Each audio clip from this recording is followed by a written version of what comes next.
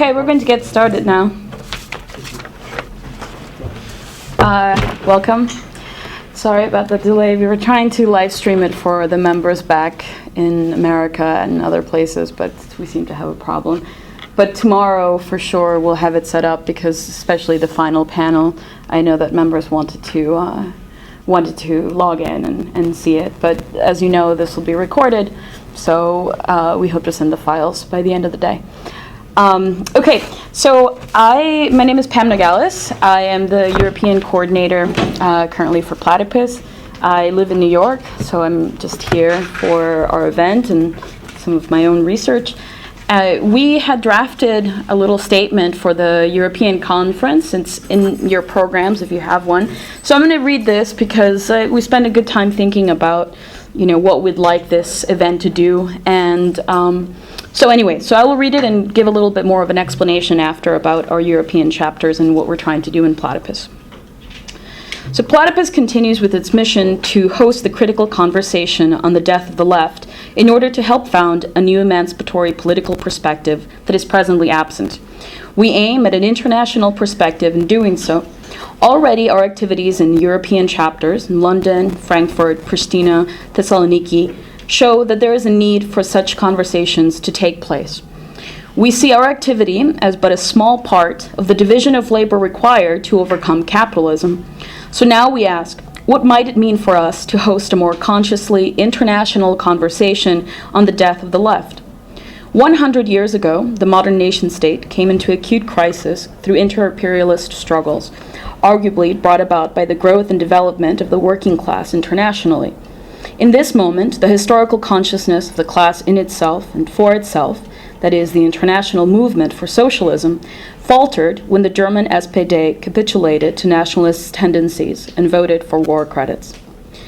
With the left today, we witness a stark lack of power to transform society. Nevertheless, in Platypus, we invite the question, what is the left today? What are the necessary tasks for the left in the 21st century? How does the left understand its own role as an agent of societal transformation? Europe has experienced the global economic crisis in ways shared by the rest of the world, but also in particularities of national contexts. The left's attempt to address particularities within different contexts, as well as internationally, needs examination. This crisis has also manifested ongoing concerns about the status of Europe itself, and what stance should the left take on the European Union? For example, should the European Union as an ostensibly imperialist agent be overcome? In addition, what stance should the left take regarding elections? And what is the role of unity in this context? What is the role of the European left in building a political opening for the left on the world stage? Again, what role should the left take given its diminished social weight today? Is it possible, desirable, or necessary to express unity over the current international imperialist crisis in Ukraine, for example, given that the historical consciousness of the class in itself and for itself is so lacking in this moment? In this inaugural European conference, we will be inviting others on the left, we have invited others on the left, to present the mission behind their political projects. We hope to learn from these efforts and contribute to them by providing the time for critical reflection. In addition, we also want to stress our mission, that is the necessity for Platypus, as part of a division of labor amongst the left, to host a critical conversation on the left's unprecedented weakness. We hope our activities will contribute to overcoming present obstacles to an emancipatory future left. We say, the left is dead, long live the left. So I think that there's very little new here from our statement of purpose, but I do think that there is a kind of a newfound insistence that we consider ourselves to be an educational project within larger efforts to transform the left today. And in the past, in the past couple of months, there are several members of Platypus who've been talking about how to deal with the left today. And we always find this a little tricky because we, in order to advance our practice, require the participation of the left. So when we put panels together or workshops, we have to have members of the left in order to advance our practice. But this is difficult when we're also claiming that the left today is dead. And what we mean by that, it's a sort of historical consciousness or a statement of like historical recognition, that we are at a historically unprecedented moment in which the left, as in the left that struggles for human emancipation, doesn't really have the power or doesn't have the political imagination to actually transform the world. So that claim sometimes can wrinkle, right? So it can make people really angry. But what we'd like to stress is that we know, and I think that several of us know, that there are conscious recognitions that we are experiencing a particular weakness of leftist practice and theory. And instead of ignoring this or shoving it aside as a pessimistic thought, we think that it's only in confronting this that we can overcome it. I think that the allusion to, or the metaphor of the psychiatrist or the analytical approach is helpful, that we think that problems should be faced head-on in order to overcome them. Okay, so a little brief history of how Platypus became an international organization. We got started back as a reading group in 2006. We were not an organization at first. This was the middle of the Second Iraq War, and we started in Chicago, in the United States, around two universities, the University of Chicago and the School of the Art Institute of Chicago, which I was a student, and so was Lori Rojas here. And then after we started participating in protests and realized that, our interactions with the left, in fact, left a lot of questions unanswered and maybe left us even more confused than we had been to begin with. So we decided to push our own practice further and move from reading groups into hosting panels. And the first panel that we put together in 2007 was called Imperialism, What is it and Why Should We Be Against It? And this was a response to the immediate calls against the United States to be pushed out of Iraq in the voice of anti-imperialism. So we asked our panelists, one of them who was a member of the International Socialist Organization, a member of the Marxist Humanist Organization, a member of the Students for a Democratic Society, the new Students for a Democratic Society at the time. Who am I forgetting? We had Chris on the panel, who was a Platypus member. I feel I'm forgetting someone. Oh, and Danny Postel. Oh, that's okay. Oh, thank you. And had a pretty interesting conversation. I think that when the panels are strong in Platypus is when there is a kind of productive tension and confusion between the panelists that then is sort of resolved, or maybe not resolved, but pushes questions or pushes the audience to think. And so from this moment on, we decided that, well, this was a practice worth continuing and investigating, that we wanted to host the conversation on the left in order to advance an educational practice. So we understood our project as being at core educational. So this was back in 2007, which was our first panel. And in 2008, we started branching out to different parts of the United States. First one was, I think, New York. And it was quickly after when, in 2008, I think, we started to grow in Canada. It was a seeding effort. And it was Yeja, who's in the front row, who started working on the Frankfurt chapter. Was it 2010? It was later, I think 2011. 2011, okay. But 2010, you already heard about Platypus. Well, in any case, in this period of time, there was a kind of experimental period. We didn't know what it would have meant to grow internationally. And we also didn't know what it would mean for the organization in the United States to grow internationally. And in fact, we found that our growth in Europe, in Germany in particular, because it was our first real chapter in Europe, has had a deep impact in the way that we conceive of our project. Guys, I think we should just take it now. I'm not going to get hit with this. Okay, let's just leave it. Okay. All right. Okay. So anyway, One of the instances in which this became really controversial, which I do want to bring up because I think we should talk about it, was in the printing of the statement by the ISF. And this was, and you guys know better, but this was an organization that wrote a text called Israel and Communism. And it was I'm sorry? Okay, Brun. This was like a purportedly like anti-German text, and we have it if you're interested. It's on the website of the Platypus Review, and it stirred up a lot of controversy in America because the position of the text, and I want to emphasize that it was the position of the text, not of Platypus. The position of the text was a very uncritical support of the Israeli state as being some kind of ideal image of communism. And the feedback that we got, feedback is a nice way of putting it, was that we were supporting these ideas, that we couldn't possibly be engaging with them critically, but rather the printing of these statements meant that we agreed with them. And we really fought back against that because at the very premise of this project, in the sense that it's an educational project, it's about finding out what the left looks like in its historical ruins, and that can only happen at an international level.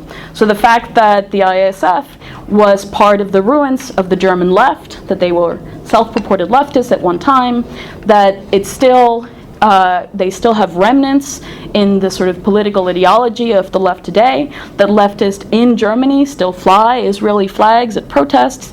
That means that if you don't deal with the problems on the left in the present, then we're not really taking on the role of understanding the present and the left. So we defended it on that basis, and I think that it's important to continue to engage these different remnants of the left today. And I think that the response by the left was telling, or symptomatic as we'd like to say, was telling of a certain kind of resistance to deal with the history of the left. And this is our mission, to fight against any resistance to actually thinking through the history of the left. In 2007, we started a chapter through the connection by a Greek, now who is a Greek member, but at the time was just someone who was reading our work online, who then started a small reading group in Thessaloniki in Greece. So that was our first move beyond Frankfurt. And the same year, I believe, was when we started the chapter in London with Lucy here. 2011. 2011, sorry, I have it 2011. And then as of recently last year, we started a chapter in Kosovo, again, in the same way. Someone reached out to us, found our work online, and made connections. And so in this way, we've started to grow internationally. There are some small seeding efforts in Taiwan and in Japan, but I don't want to exaggerate too much because these are just small seeding efforts. But so this is the first of what we hope to be, an ongoing tradition of a European Platypus conference. And I'll wrap it up because I know I've talked for a bit. But I already mentioned that. Okay, so I want to say just one thing about the division of labor. I'm gonna pull it off. Okay, just wait. Yeah, okay. Let's just leave it there. Okay. The division of labor within Platypus and division of labor of the left in which Platypus plays a role. So there's the division of labor on the left that Platypus, we hope to play a role. And, we've talked about this, that there are a lot of organizations out there that train people to, for example, recruit workers onto unions, organize, activist demos, etc. I think that all of this would be necessary to reconstitute an emancipatory left. You need organizers, you need people who can bring out people to demonstrations, you need organized working class organizations. But what you also need, and what we find missing in the division of labor on the left today, is a time and a space for critical self-reflection and historical consciousness. Tools that, in the past at least, at its most critical moments, the left has used in order to advance its practice. So when we say that we'd like to be part of that division of labor, we don't mean to say that you should stop doing all of those other things, but that rather that we as an institution, as an organization, we've provided a practice, or we're trying to perfect a practice that can offer this type of thinking and this type of reflecting. And that's what we hope to achieve. The other is the division of labor within Platypus itself. And here I think that our European chapters are key. The way in which Platypus works at a more sort of basic level is we put on together these panels. Our members get together, they form a committee, they say, this particular event seems to be important to talk about, for example, the issue of imperialism, and then they write up questions, they write up a description, they work with other members, not just within their cities, but they work with members across the organization. So we have committees in which there are German members and Greek members and Americans, etc. And we advance then a series of panels that then will happen in different parts of the world in which Platypus is present. And we record these panels, we transcribe them, we put them online, and this is the way in which we accumulate a kind of education in Platypus. So if Platypus's role is to create the conditions for an emancipatory left, then we think that the division of labor across space, i.e. our chapters in different parts of the world, is critical towards that end. And lastly, out of a conversation that recently happened with one of our German members, we do not aim to become an intellectual milieu. This is something that has always been plaguing us, and it will continue, I think, to be a worry because there are, several bright young people that joined the organization. But I think that, there have been many conversations within Platypus about what is it that we are doing, hence the title of our little panel today. And we don't want to teach the left. It's not about us teaching other people. What we'd like to do is create panels in which we push parts of the left to create a new form of knowledge so that those who are sitting in the audience will get a political education that otherwise wouldn't exist. So we think that walking away from a Platypus panel feeling confused and maybe somewhat uneasy about the state of the left today is a good thing, because it actually shows you reality. So with that, I will give it to Lucy. Thanks. Okay. I'm Lucy Parker. I'm the London chapter coordinator. And as Pam said, I've been sort of working with Platypus on building a chapter in London since 2011. So I'm just going to... Pam has kind of introduced our project as a whole, so my sort of comments are really about my experience in London and the kinds of activities we've been doing here. And obviously we set ourselves some questions which were online about how to kind of focus our thoughts about this and try and challenge ourselves on this panel, which is quite unusual to have a full Platypus panel, but we're trying to do something a bit different here, I guess, which is to try and reflect on our own practice.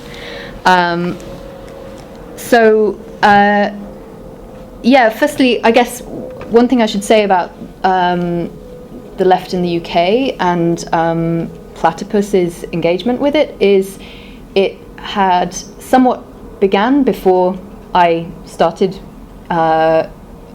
organising here, in that we had already been inviting the Communist Party of Great Britain and the International Bolshevik Tendency to events in the United States. And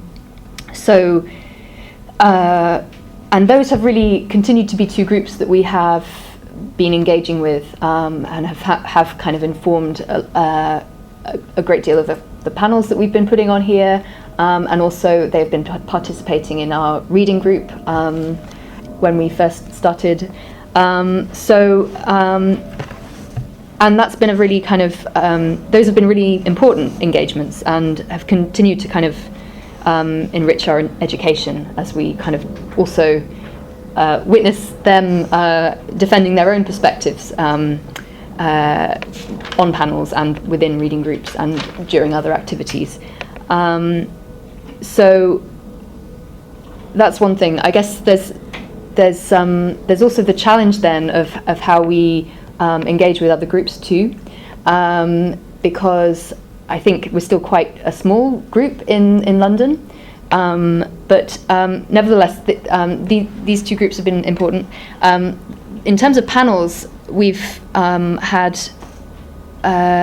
3 panels from between 2012 to 2013. A What is Occupy panel, which had the IBT speaking alongside activists from the Occupy Times and other activists within Occupy to kind of reflect on that moment, somewhat as Occupy was on the wane in kind of February 2012. What next for Occupy, and what had just been experienced through Occupy for those activists. And it was our first engagement with London at Houseman's Bookshop, so that was a kind of it was international in respects that this was a phenomenon that had been experienced in different countries, and London presented the opportunity to think about it more in its the kind of phenomenon of occupying St. Paul's and things like this. Then we've had several other panels. So we've had the 3 R's, the Reform, Revolution and Resistance, which featured an anarchist, James Hartfield, and the CPGB. And again, I guess, as you can already see, we've been trying through the panels here to really bring very different perspectives together. The CPGB being ostensibly a traditional Marxist organization, not a Trotskyist organization, but like coming out of the history of the Communist Party of Great Britain and having a strong critique of Stalinism. And then James Hartfield, who will be speaking later this weekend. He's a writer and former activist within the Revolutionary Communist Party of Great Britain, which was a kind of Trotskyist sect. But and then we also had an anarchist on the panel, and I think we've really been trying throughout a lot of our panels in the UK to think about drawing both from traditions of anarchism and Marxism, and working on how we can get both of those kind of experiences on a panel together. Partly because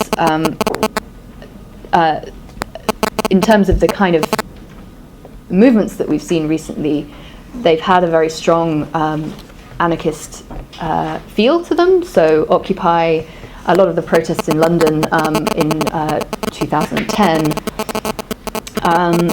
it raises questions for us, or for Marxists in general, of how is Marxism adequate to the feeling during this moment. And so bringing Marxists into conversation with anarchists about discussing what needs to happen now has been really important for that.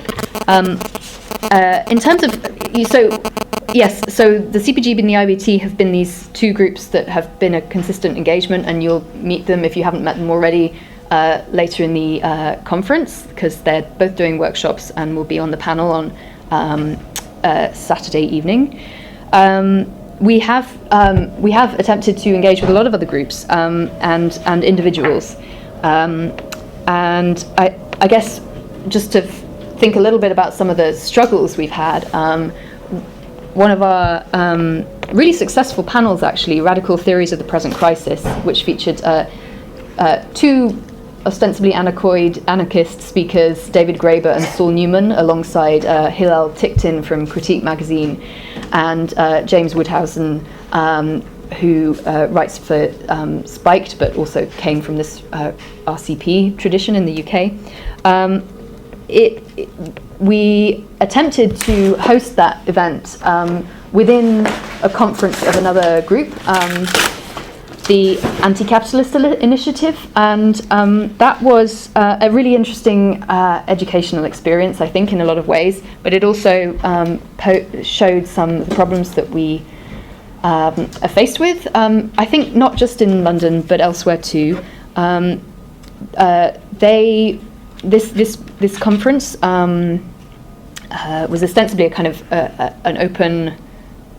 The organisation was a kind of open group, inviting a lot of different tendencies along to participate, but really had come out of a split from a Trotskyist group in the UK called Workers' Power, and it raises the question for us in the present of what it means when an organisation splits, because in a sense I would just want to raise that as a problematic thing, in that whether this was actually a principled split or not, or whether it sort of raises a kind of the question of principled splits versus just kind of liquidationist politics, as may have been traditionally called. It was an interesting experience because we actually engaged in helping to organise the conference with these groups, and then at the last minute, some people decided that they didn't like Platypus anymore because of things that we've published, including the anti-Deutsch material, and decided we were no longer co-sponsoring it. So it was a kind of interesting thing where we were still allowed to have the panel, and it was a really successful, provocative panel. It's transcribed online. There's a recording, and I think it really did kind of unsettle people in the audience in a lot of ways, but the response was really to just reject what we were doing in toto. And so it does raise particular problems for us here, perhaps because there is this very strong tradition of Trotskyism in the UK, and we can explore throughout the weekend more about the way that Trotskyist groups work, and how their understanding of the history of Marxism informs their practice today. But the positions they take in the present mean that there's this idea of splitting as an ideological thing, and also taking a stand against the idea of finding it very difficult to perhaps engage with a project that doesn't put forward a single political program, but rather seeks to, as we do, host the conversation. Yes, I guess that's something we can explore more. The publishing of the anti-Deutsch material, in particular, has made engaging with a large majority of the left here quite challenging. But in America too, and in America too. Nevertheless, sometimes I'm not sure whether the rejection of engagement with our project is in fact a principled one, or if it's just a kind of we've seen something on the internet that people are getting upset about, and we don't have time or aren't interested to go into it. So that's a problem that we'll have to deal with as we go forward. And I don't know if I could really call that sectarianism or not. It's kind of like it raises a lot of interesting problems. I guess why Platypus was another question we were kind of set ourselves. Why Platypus? Why does it exist in your location? And what are the kind of conversations we've been having in London? It's interesting. I think particularly because we've had these strong reactions from a lot of groups, it kind of shows there is the necessity for keeping trying to host the conversation here, because there are a lot of tensions that can be perhaps drawn out more, and I'm hopeful that we can keep working and engaging with more groups to kind of explore those tensions on our panels and through other activities. I guess since Occupy and during a kind of and post the kind of Arab Spring, I think internationally we've seen a kind of slowing down, deceleration of kinds of kind of activism. Although we have seen like pockets of things springing up, there has been somewhat a lull in the present, and so a lot of our conversations have been around our reading group, which is one of the activities that we host in a lot of the different countries that we have chapters here in Platypus. So generally we have a coffee break, an informal session for bringing people together to talk about things. We have a reading group where is really well thought out and kind of tries to give people the opportunity to engage with first-hand texts from the history of Marxism, the Second International, and then through Lenin, Luxemburg, Trotsky, and then Frankfurt School critical theory. I guess so. A lot of our kind of productive conversations have come out through the course of the reading group in the last 12 months or so. And I think one of the central ones has actually been, what is the use of history? This is something that one of our junior members, David, brought up, was like, is history useful in the present? Why are we doing the reading group? Why are we studying this material? And I think that question gets raised particularly in the context of a university education where and now the present kind of the dominant academic kind of tradition of postmodernism, having left the question of history perhaps by the wayside, but also due to the kind of disintegration that we see on the left, and so the really what the left learns from history is kind of problematic in the present, or is no longer clear. So I guess that really is something that we try to kind of put a question mark over, like what and how and why do we learn from history, and specifically how can we learn from the history of the left, and how can we how through that can we grasp the left in the present. I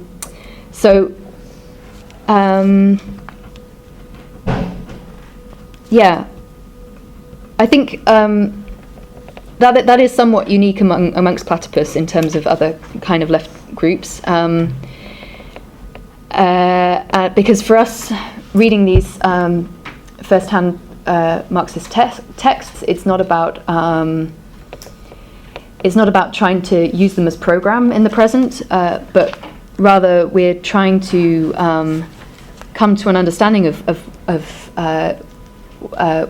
what Lenin and Luxemburg and Trotsky, how they were trying to address their own present moment, how they were trying to meet the problems of their own moment on the left with historical consciousness, how to act in the present, but also how to draw attention to opportunist and regressive aspects of politics within even their own movements, which are so much more vast and problematic today.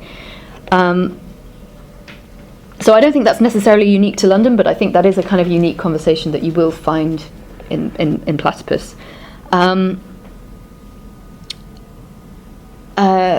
But in terms of this being an international conference and trying to think about the history of Platypus, I don't want to go on too. How long have I been going? I've looked, I think maybe in 2 minutes. Could you wrap it up? Yeah, I was thinking a little bit about the international character of Platypus, and an amusing way. I was trying to think about the different parts of the Platypus body, and is one part representing one location and another. Would Chicago be the duck beak? Maybe I don't know, the hardworking beaver tail might be Greece, and Germany is laying a lot of eggs, and maybe London is the venomous sting. I don't know, but I don't know. I was having fun. It could be quite different, opposite ways around.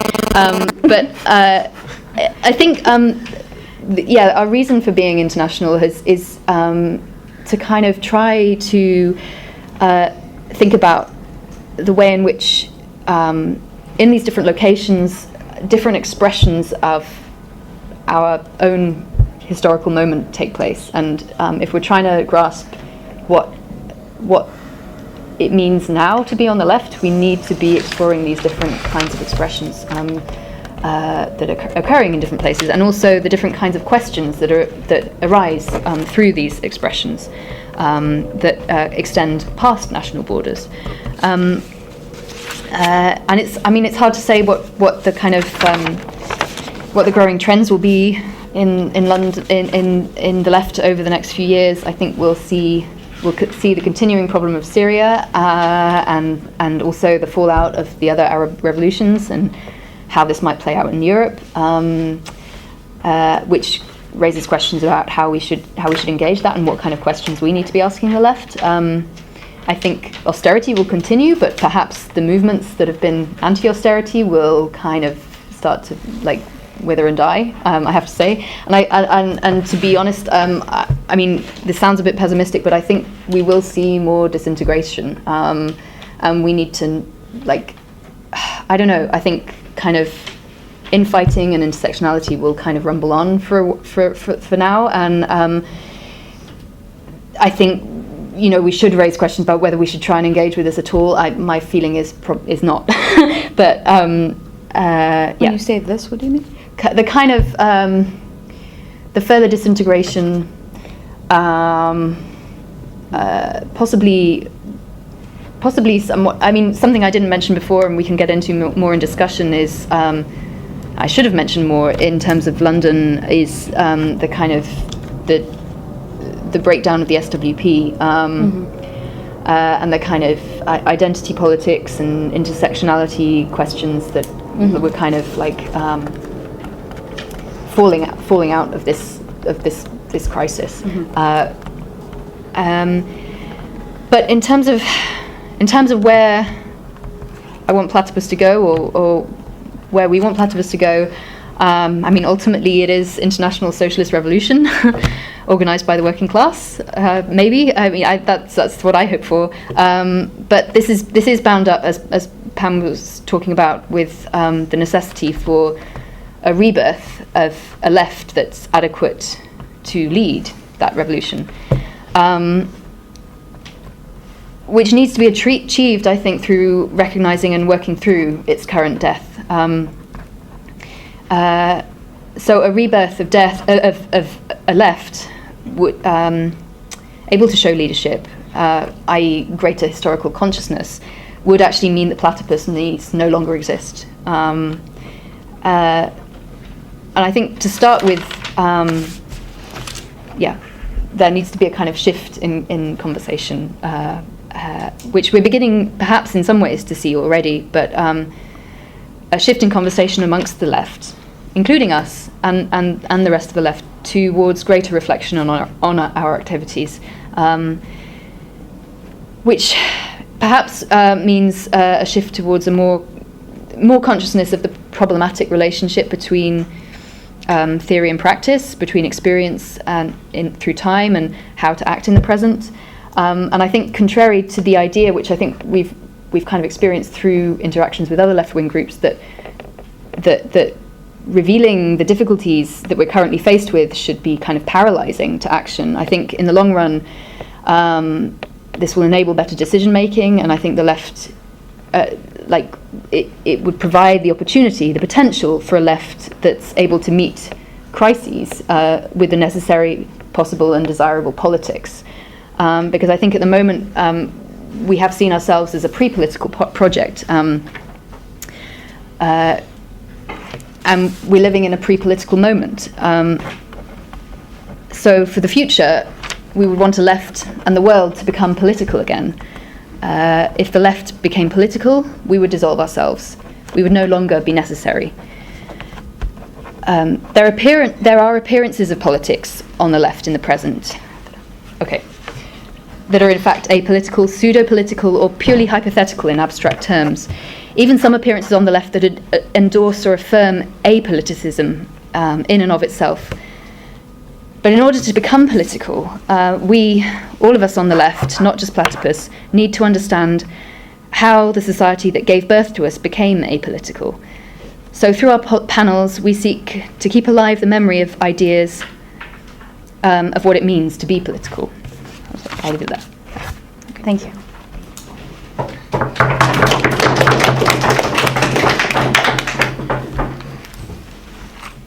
Okay, Nikos from Thessaloniki.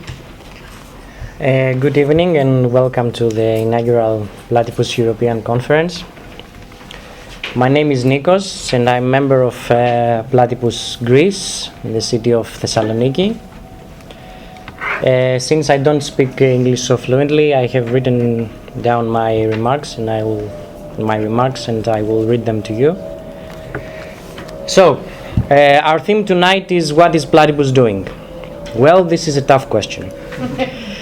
Platypus shares with the left the need to contribute to the emancipatory transformation of society. As part of the history of the left, Platypus tries to raise consciousness on the problem of the disintegration of the left.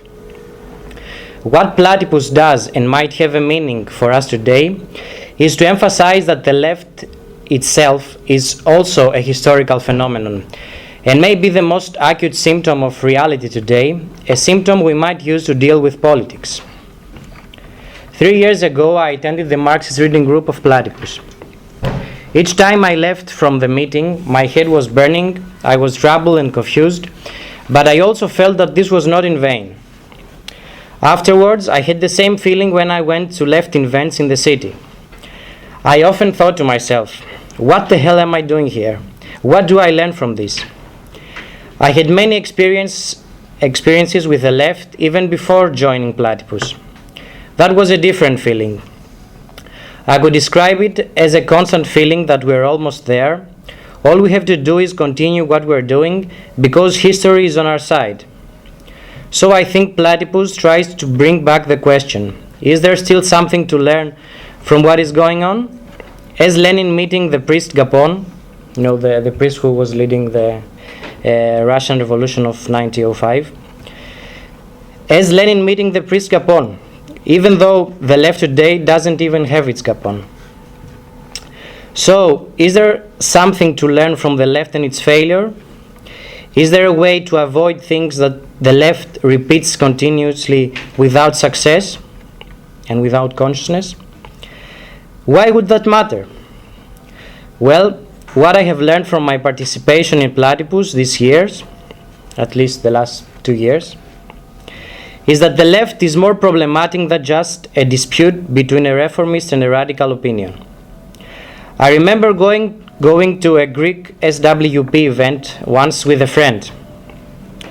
After the speech of the main speaker, followed the questions from the audience. The topic was about Ukraine and the recent developments and imperialism. A young man at the front asked a question about the current situation of the left in Greece. In response to him, a member of Greek SWP took the floor by saying that the SWP Greece has been proved right in its analysis and its predictions. I don't doubt that this may be true, even though everyone today could claim so. But this comment really surprised me. My first thought was, well, is this it? Is it what it means when the left says that is right? I thought that the left wants to change the world globally, and this is the only criterion to say if it is or not successful. Why Platypus then? Why Platypus need to exist in our place apart from us being there? That was one of the questions. Why is it necessary to have a Platypus chapter in Greece and elsewhere? Part of the question is that we had been there before and nothing happened. For example, I was a member of a group that was supporting direct democracy and popular assemblies, and the other members in the Greek chapter were also members of other left groups. But this is not a complete answer. If we think that what we are doing, namely hosting the critical conversation among the left, is important, then we need to have members willing to teach, learn, and organize. This is not the place of an intellectual, nor is it a technical issue. We are interested in what the left is doing, but the left has ceased to play a productive role in changing the world. Therefore, we want to include every possible left perspective and understand its potential. We do not want to be intellectuals and prepare people for the next intellectual generation. Our aim is to reconstitute the Marxist left, which actually means to go beyond Marx and Marxism, neither repeat it nor avoid it altogether. Platypus is a project that we want to overcome so as to do something broader. That is why, in my opinion, Platypus needs to exist. In order to overcome Platypus, members need to be active and fully committed to it. Platypus is, however, not a collective political project where we lose ourselves. Platypus is not the authority. Platypus, as we always say, is its members. We want people to participate in Platypus and gain something from it. I find no reason for someone to join Platypus if it doesn't help this person to evolve in a way that otherwise would be impossible. That is why we have this kind of structure as a group, and one of the reasons we are an international group. Before coming here, I was asked by a contact the question, why do we have this kind of structure? My answer is, quite simply, because it works for both Platypus and its members. Platypus is an international project. We are working on an international level, and the different chapters around the world are not autonomous units. From a left perspective, this sometimes sounds weird. Each country has its particularity, or it's authoritarian to have an ORCOM decided and guiding, are complaints that we often hear in Greece. Well, in my opinion, the most radical revolutionaries conceived capitalism and the left as an international phenomenon and not as national particularities that constitute the global capitalism. The same goes for the way the left organizations were built. The left has so far failed to live up to this expectation for the international overcoming of capitalism. Platypus, however, is not an international. Either it be the first, the second, the third, the fourth, or the I don't know which. 4.5. Nor wishes to be one. Our will to work on an international level stems from the fact that the failure of the left is global. In this sense, national particularities, if they do exist, are differently highlighted. Take, for example, Ukraine, the most recent controversial topic among the left. The absence of an Ukrainian left, even though it's obvious, apart from some small groups like Borova and some other anarchist groups, shows the inability of the international left to play an important role to global developments. Why is it important to say such a thing? Because I think that the Ukrainian left and its possibilities of success is highly dependent on the revival on the international left. This brings us to the case of Greece. Following developments on a global scale, our activities in Greece have been determined by both our own weaknesses and social conditions. The occupations of squares 2 or 3 years ago coincided with our first attempts to host the critical conversation among the left. We had no presence in the squares as Platypus. That was mostly because of our trying to build a chapter at the time. However, our attempt to organize events was more productive then, following the feeling among the left that finally people were activated again. We managed to bring together people from the left and talk about things like the crisis of the left, resistance, reform, revolution, and democracy in the left. These panels were successful in establishing the Platypus chapter in Thessaloniki and engaging people from the left, but not in leading the conversation about the role of the left concerning the social struggles existing at that period and afterwards. Actually, I would say that this conversation was left to be disintegrated along with the retreat of these struggles. Many in the left thought that this was only the result of Syriza's rise in the general elections of 2012, and probably there is some truth in it. However, in my opinion, Syriza just expressed this retreat and was, and I dare to say is, not the one leading this development. I think that the more power Syriza gains from below, translated in electoral support, the less it is the deciding factor for a social change in Greece and globally. On the other hand, the left opposition inside and outside Syriza blames Syriza for opportunism and reformism, while at the same time it fully depends on Syriza's rise or fall to gain what I would call the leftovers from its failure. For example, many in the left today try to compare the current situation with 1917 by saying that, like then, the reformists, Mensheviks, namely today Syriza, were winning at the beginning before the radical Bolsheviks, namely the left opposition today, which was only a small minority, took control of the situation. This is briefly the political background under which we try to organize our activities. I can refer to the political situation in Greece later in the discussion.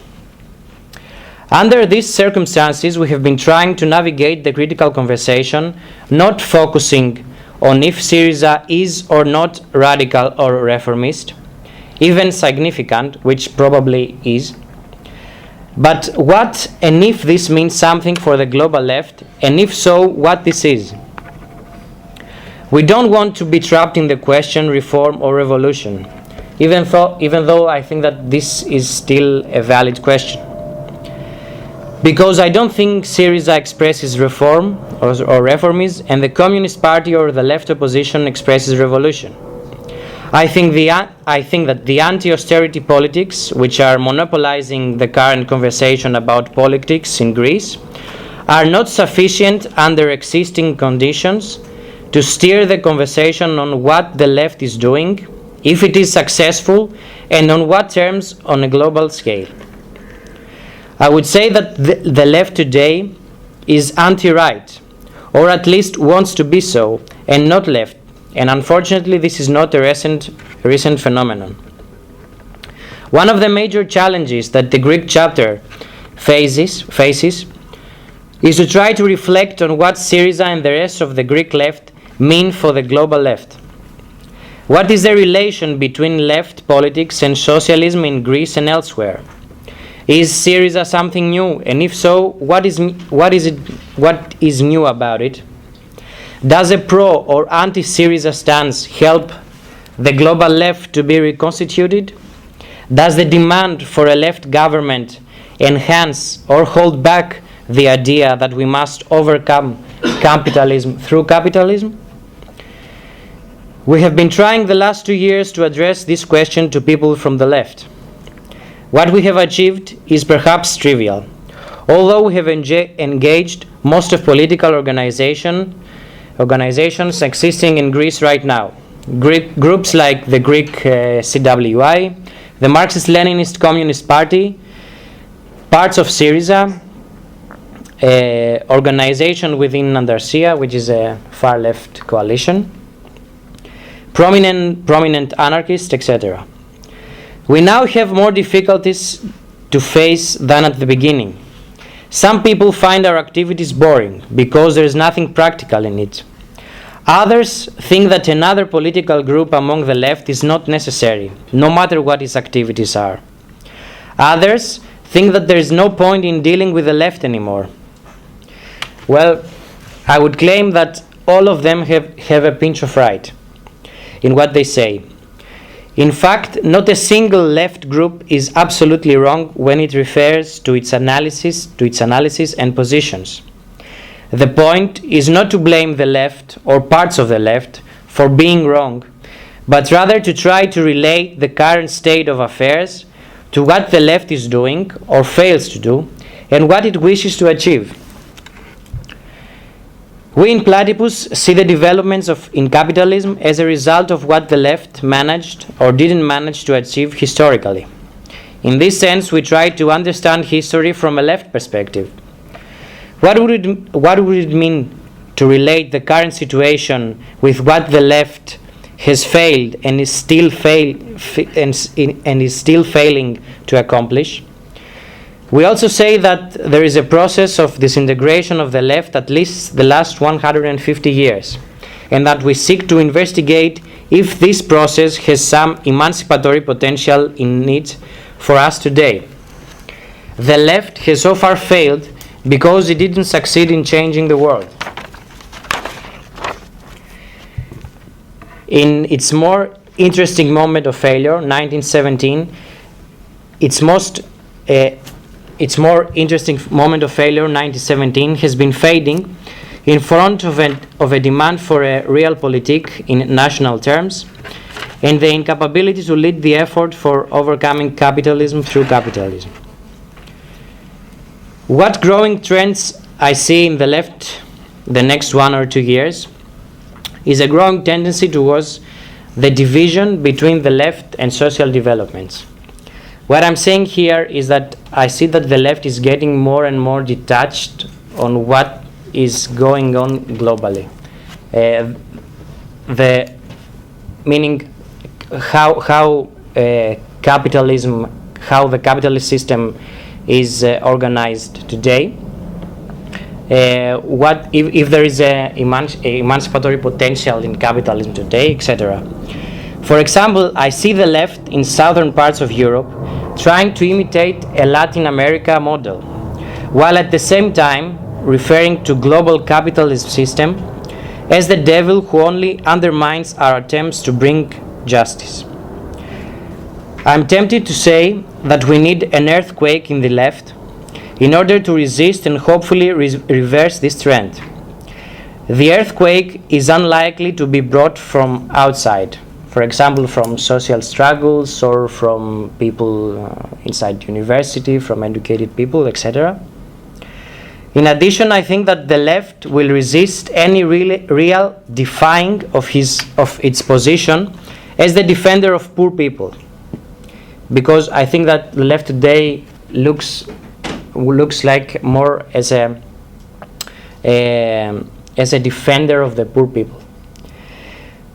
I think that Platypus should continue to push the left in a way that is hopefully educating and elucidating for the whole left, while at the same time reminding that, as Marx said, the tradition of the dead generations wait like a nightmare in the minds of the living.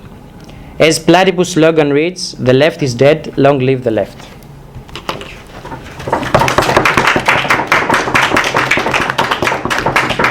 And finally, Jan from Frankfurt. Thank you. So hello everyone. I'm Jan from Platypus Frankfurt, and I will shortly respond on Lucy's remark onto the anti-Deutsch, because we somehow have the same. Second. I'm just going to switch tapes. So.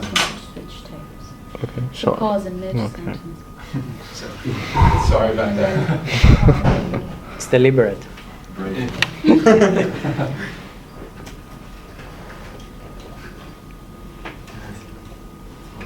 Boycott the German chapter. What? Boycott the German chapter. Boycott the German chapter. They're very surreptitious. We can't film them. Very good, we changed the Careful, language. tape's still running. It's a webcam.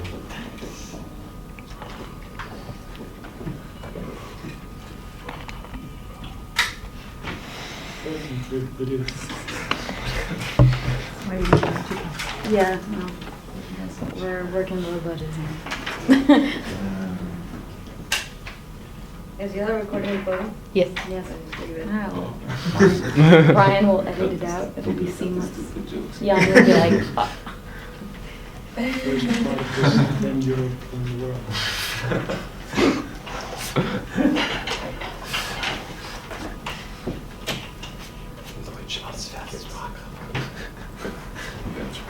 Thanks, Ben.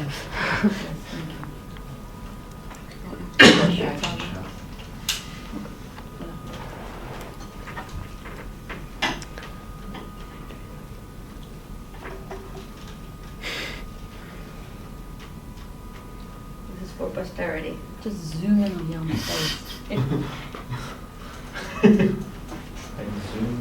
No, I'm just kidding. Okay. Okay. Okay, so I think it's remarkable that we have the same confrontation from the opposite side.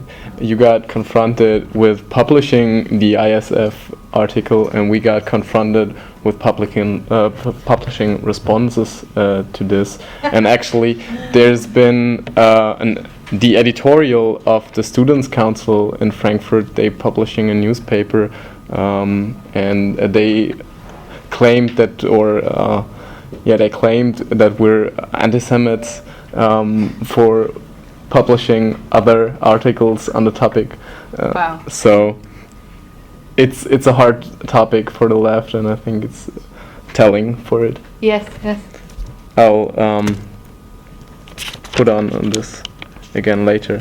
So I give you a small impression of the landscape in Frankfurt and the left and our activity there. As we're a campus-based organization, we first of all deal with the campus left. On the one side, theoretical activists, like I like to call it, academic Marxian, and people who are publishing like polemics, critics, analytics, and stuff like this. And on the other side, activists on the campus. And so we started up 2011, and in the beginning there was like a big students and pupils protest we engaged in, and confronted the left there.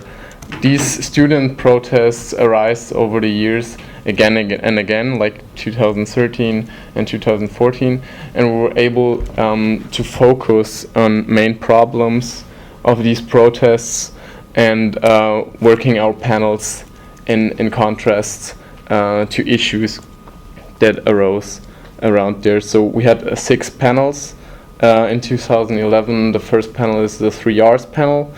Then in 2012, the democracy and the left panel. And the first, on international scale, the first topic panel we made about anti-fascism in 2013, which is a special topic on the German left, which was really controversial. And we had people from the anti-Deutsch there, but also strong critics like Trotskyists and a Stalinist. And which is funny because we had posters hanging around the campus advertising this event, and anti-Deutsch students and activists were dissatisfied with our activity, and they proclaimed on one of our posters that Adorno is right, Platypus is bad, and you have to support the United States. 3 statements in one. So this was the statement on our poster, showing a bit different milieu we're engaging in. And so you could imagine that it's extremely important for us to get critical confrontation with that kind of milieu, to engage with the Marxists outside of campus, with the Stalinists, and especially the long Maoist tradition in Germany. So there's on the one side this students' protests, and we try to combine issues there with confronting them with the broader perspective of the left, like Nikos pointed out. And of course, all these topics on the panels are not sufficient to describe the problematic that is ongoing on the left, but still it shows a certain necessity for the kind of discussion and education we do. And in the protests of these strikes, and also there's another big issue in Frankfurt, in Germany especially, is the Blockupy movement, which is the biggest unity project on the left, trying to bring all leftist groups together and putting on symbolistic activism. And it's extremely interesting to see the inability of these leftist groups to talk together and to have a real confrontation. It's interesting that Blockupy claims this, and this is the purpose we engage it, to really focus on the discussion of the groups who participate there. On the one side, it's Trotskyists, it's Maoists, it's Stalinists, it's anarchists, and you could imagine there's no programmatic at all. They don't even, or hardly, they can agree on like one statement that will be worn in front of the demonstration.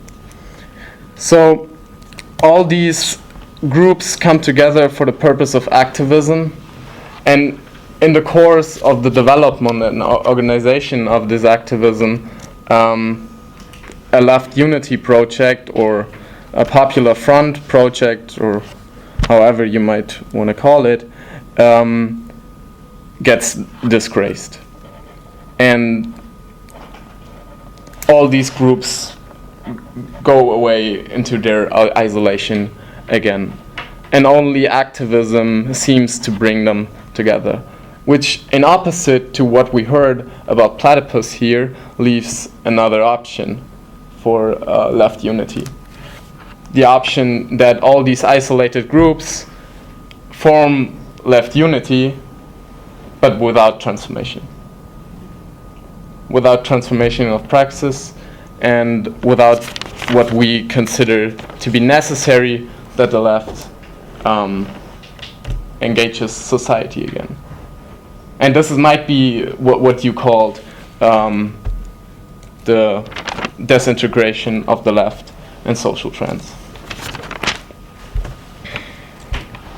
So, specific on the German left, maybe on the anti-Deutsch and all these stuff, it has to be named that not exclusively for the anti-Deutsch, but for the whole German left, it's specific that this seemingly unique approach claims to be a step further than the international development, claims to be smarter, claims to be to have der deutsche Sonderweg in a way, and Translate that, sorry.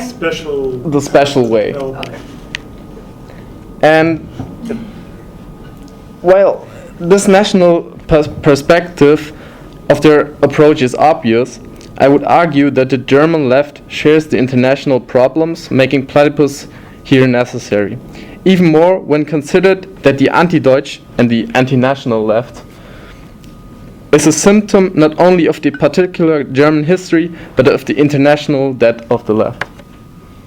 And particularly in Frankfurt and in our discourse in Germany, it's both required. It's Platypus as an international organization and Platypus as a local chapter. So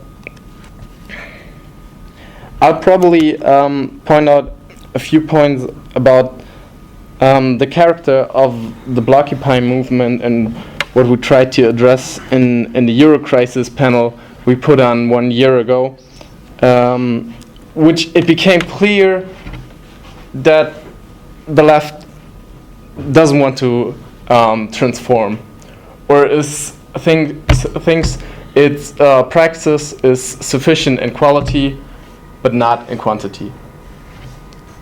So, and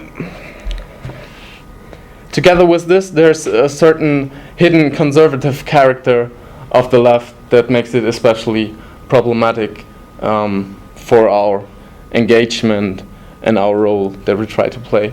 We try to, and that's my point on what Platypus has to do in the upcoming years, is to establish the need, the necessity for the conversation, for the kind of practice we do. And therefore, we need to engage leftist groups directly.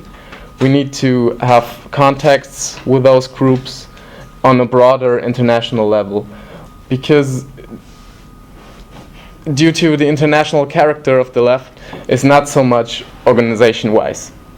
It's much more ideologically that these relations exist, even though they're not conscious.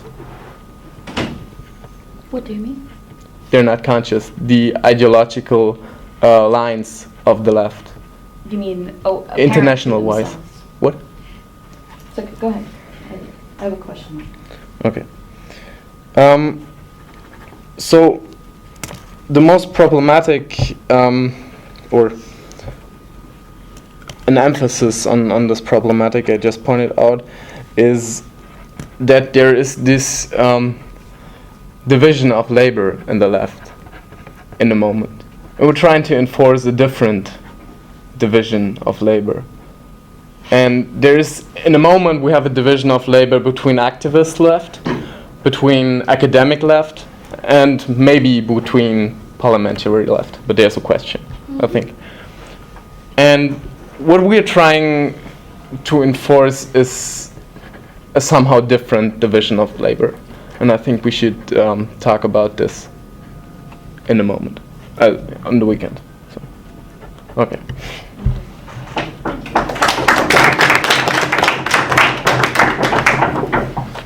Okay, so we'd like to open it for response and questions, concerns, etc. So I see one person in the back. I'll take maybe two at a time so we can keep it rolling, and then Richard, you had one. So maybe your name, so you can know. Philip Cunliffe. Thanks for the talks. I found it useful to hear a public articulation of what Platypus is about. Excuse me. And I wanted to push you on two things. First of all, on a more specific characterization of what it is about. You say the left is dead, but I would suggest it's not really either a new thought or one that's specifically very sharply distinguished from other positions.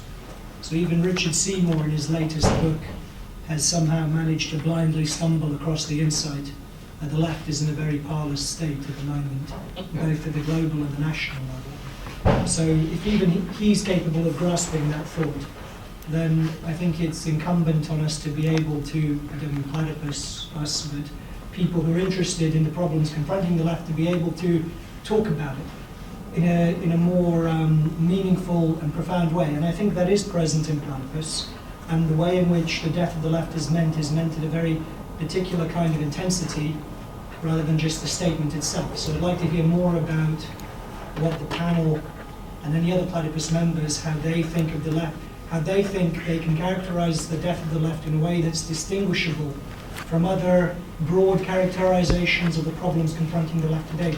Because anybody on the left will agree with you, I think, virtually anybody, apart from maybe kind of David Graeber style Occupy, that the left is in a problematic state. The second is a very minor point, which is just to do with, I was surprised to hear you being so under-ambitious and limited in the way in which you articulated your aims. Nobody mentioned the journal, that you have, the Platypus Review, which seems to me to be something which is more than just a critical forum, because there you have Platypus members putting forward cases and analyses of particular historical events and particular episodes and issues and so on. And so that seems to be more than just hosting a conversation. That seems to be putting forward particular positions and analyses.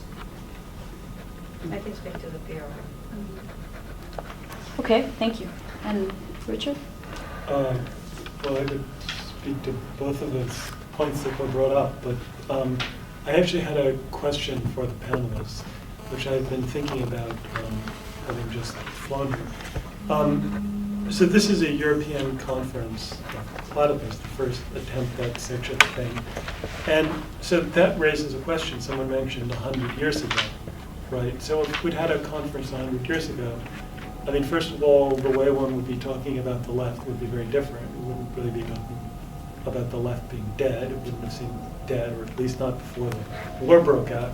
And second of all, Europe would have seemed clearly the center of the world. I mean, the only country outside of Europe that might have seemed important would be the United States, and would have seemed a lot less important than it does now. And there might have been some awareness of, I don't know, Japan or India, but very little. In other words, so when one is talking about Europe, I guess the question I have is, obviously there is a European Union and people talk about a European project, and obviously Europe is a geographical expression. But the question is, like, how do you see the relationship specifically of this quasi-geographical but also quasi-ideological category of Europe to the left? Because obviously the left itself on a world historical scheme is a European product. It's something that originated in Europe.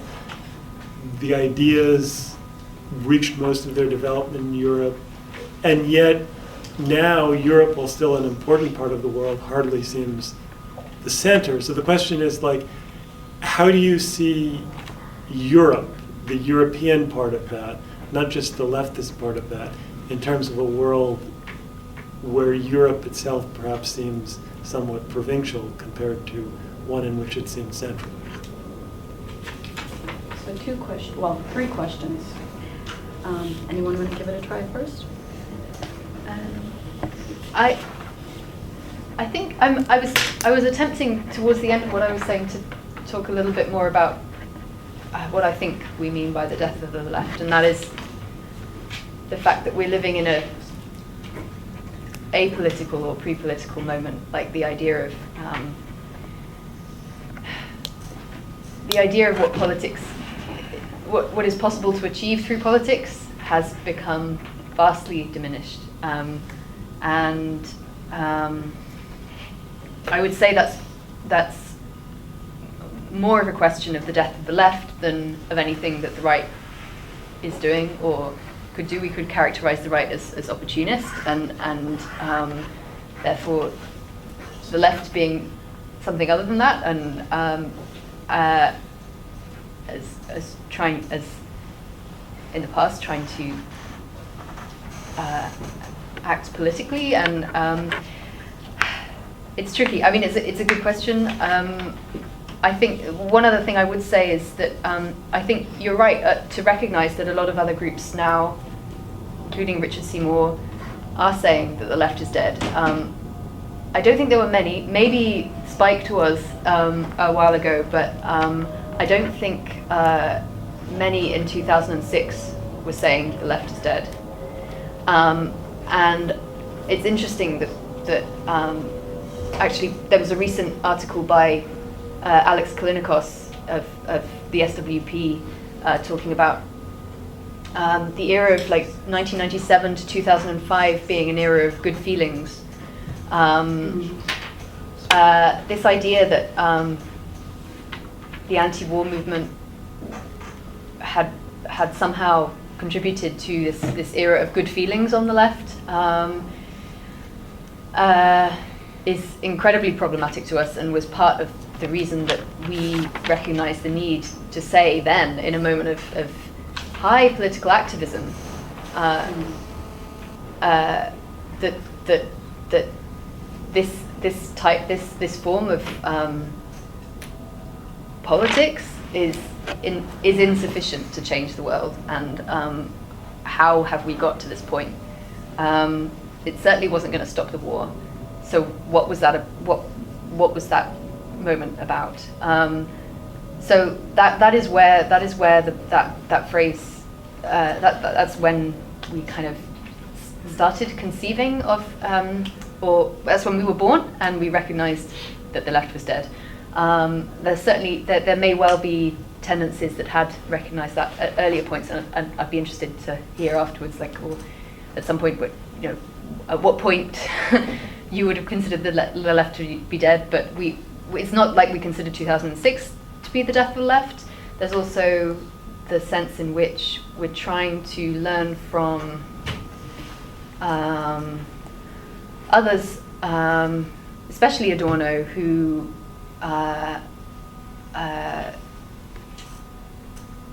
brought into onto the table this idea of regression. I mean, he wasn't the first to use it.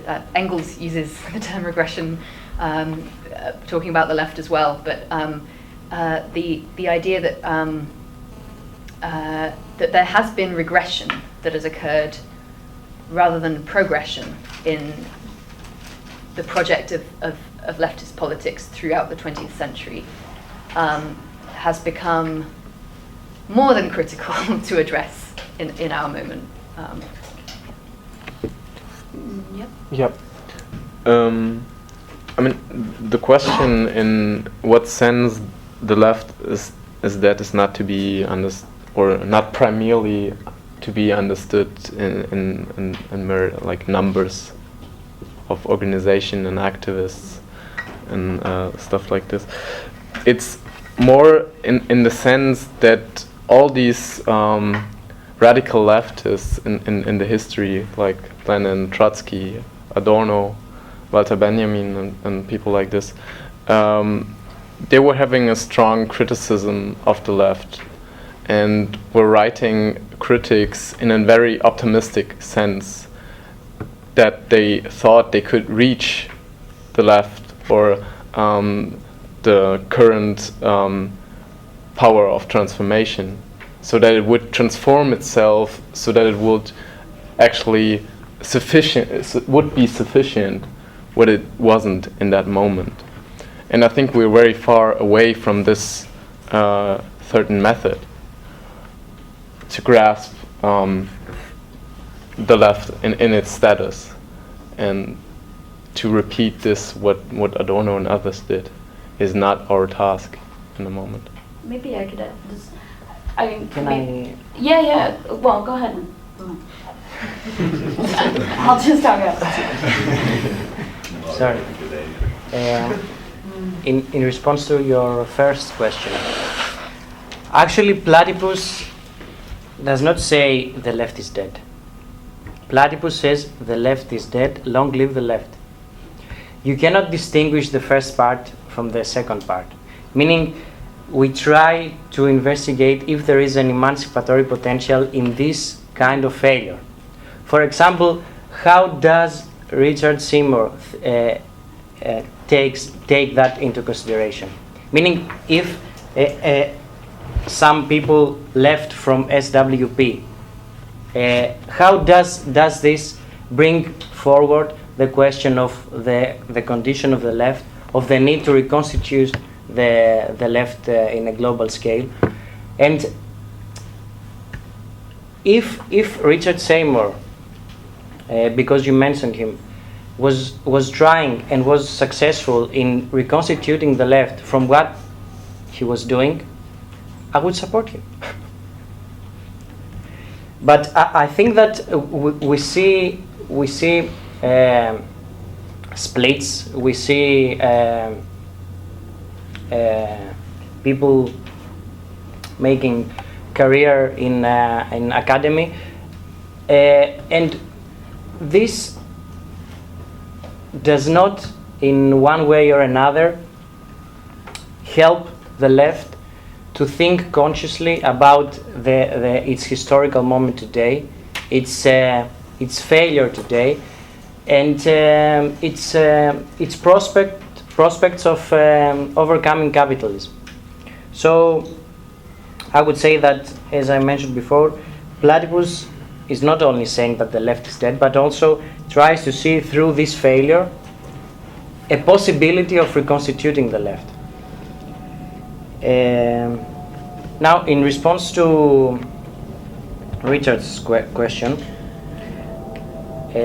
which, if I understood it correct, was the connection between the left in Europe and the global left, and the particular, or just like or the particularities of Europe. Mm-hmm. I mean, for example, both the strongest country in Europe economically, politically, Germany, and Greece, the country where the crisis has been most acute politically, are both represented. Mm-hmm. And like sort of, but talking about that and saying, well, okay, what is the commonality of Europe? Europe is still a group of nation states. Is there like something particularly European about the left? Is there something? I would say, is there something particularly European about the European left? Or is just that a geographical convenience as an expression? Yeah, well, two things. One thing is that in a number of left events I have attended the last couple of years, many people in the left claim that Europe is the center of anti-austerity struggles, and therefore we need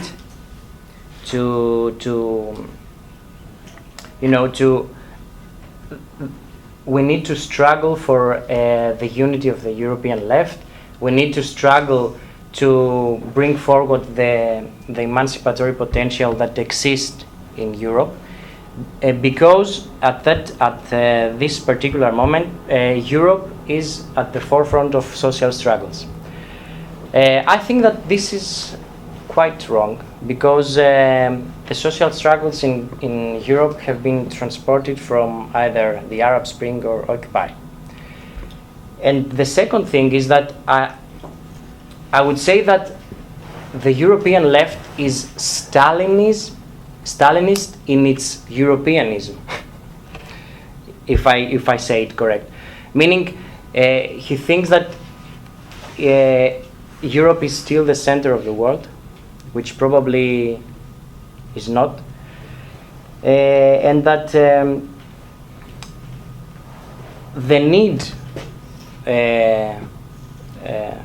for overcoming capitalism goes through the struggles of the European people. Then come the other parts of the world, and that is, I think this is based on the concept that Europe is the fatherland of enlightenment and the revolutions. So this tradition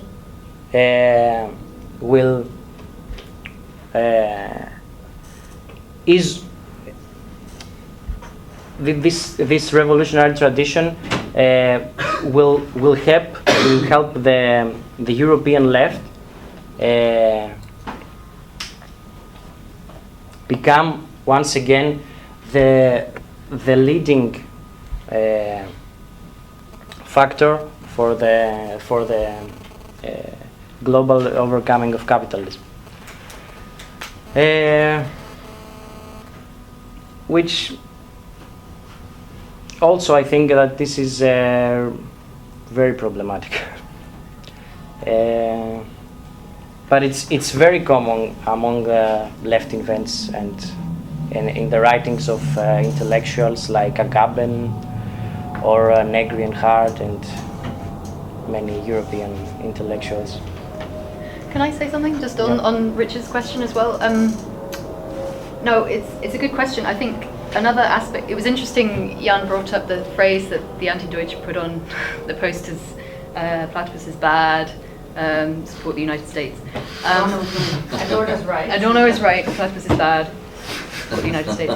I think the other aspect that is a real problem still on the European left is anti-Americanism, and obviously that is a product of recent anti-war protests, but I feel like there's a kind of a longer running problem there, and so I mean, and that is partly perhaps in relation to, on some level, a recognition that Europe is no longer the center of the world. I mean, this is kind of like it's kind of like pretty bourgeois thinking, but it kind of the left is totally kind of affected by it as well. So there's this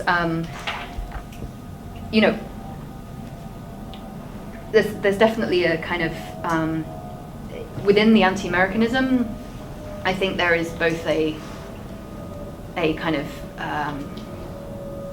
there's a kind of like there's also the kind of completely beholden and wannabe aspect of Europe in the present in relation to America, perhaps maybe that's felt more keenly in the UK with this kind of like special relationship kind of idea than the rest of Europe. But I still think there's a kind of across Europe on the left, there's a real problem with anti-Americanism that is completely obscures the possibility of actually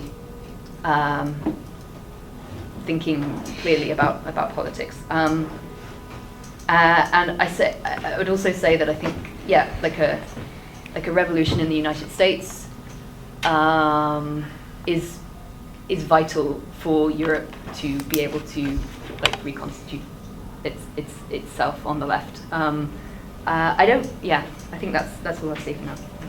I want to have a chance to respond and then let Laura respond to the PR question, because I think that's important.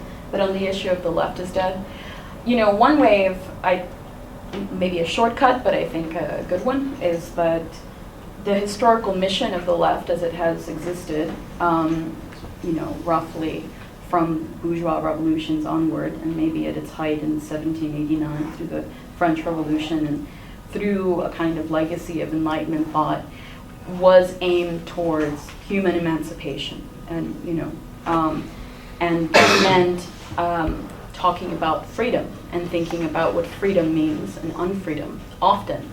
And I'm a student of history, and reading even just 1848 literature, Marxist sort of moment, where he reaches a certain kind of conclusion about the state of the world politically, you get the sense that the left is tasked, like beholden to the problem of freedom. I think that if we're honest with ourselves in the present, the left often uses the language of the people, the oppressed, the issue of social justice, representing the downtrodden, etc., but leaves the problem of freedom to the right.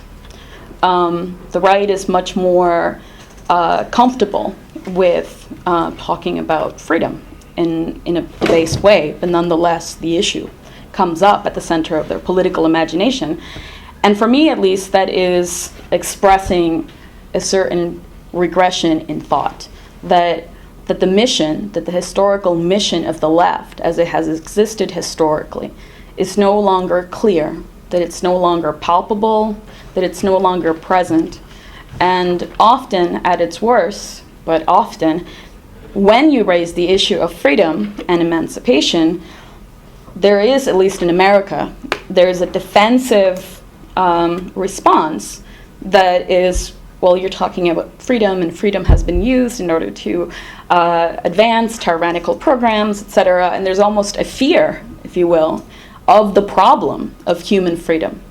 And in that way, I think that the historical mission of the left is unclear, and therefore we can say that the left in that capacity is dead, but that, like Nico, I think, emphasized that the issue is that we also say, long live the left, long live the historical mission of human emancipation. And that's why we say these two statements together. Okay, so Lori will talk about the Platypus Review. I think that the statement was the Platypus Review. It's not the Platypus Review more than just hosting the conversation. And in reality, the answer is no. And, to the degree, and since I think that this is mostly a group of members and supporters, largely a group of members and supporters of Platypus, I can insist that yes, it has been a very productive vehicle, or often has proven a very productive vehicle for members of Platypus to articulate, to put our ideas out there, to represent, potential challenging to the status quo of what it is to be on the left. But it has also produced a lot of problems, because at the same time, we are an organization that does believe that, there is no proper, in this moment, in this pre-political, apolitical moment of the existence of the death of the left, we can't really take political positions. Its political positions, when taken, don't have any actual implication on the historical development of humanity. So what it doesn't mean to be on the left and make an argument, as crazy as they've made, support of Russia intervening in Ukraine.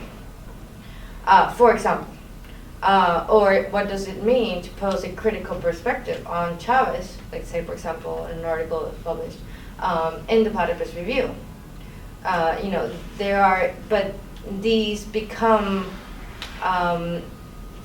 very fruitful, particularly when to working through problems of platypus in a new context. And sure, the Platypus Review will continue to be a venue for members to explore that. But it finds itself in that, because we don't take political positions in an organization, that any political position that a member does try to take or does take in result to their research and investigation, and as they present it in the PR, somehow becomes a representation of the organization as a whole. And which is different than actually what we want to encourage internally, which is actually disagreement over these things, as opposed to presenting political positions. So where the Platypus Review is the strongest expression and representation of us hosting the conversation. It is a whore in print, in that we can translate and transcribe the Antifa panel in Germany and show it to the world as something that we uniquely were able to do.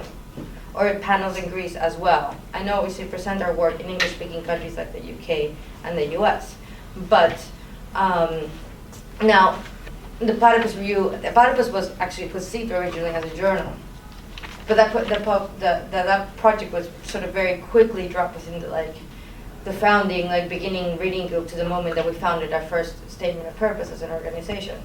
And we abandoned the journal project, which interestingly enough, a lot of what's on the left right now, like Jacobin, are these tendencies, this sort of the result of what the left has sort of veered itself to, is to be journalistic, to produce these journals, and as a vehicle for the left. And in reality, one has to ask oneself, what is the real impact of publications like the Jacobin?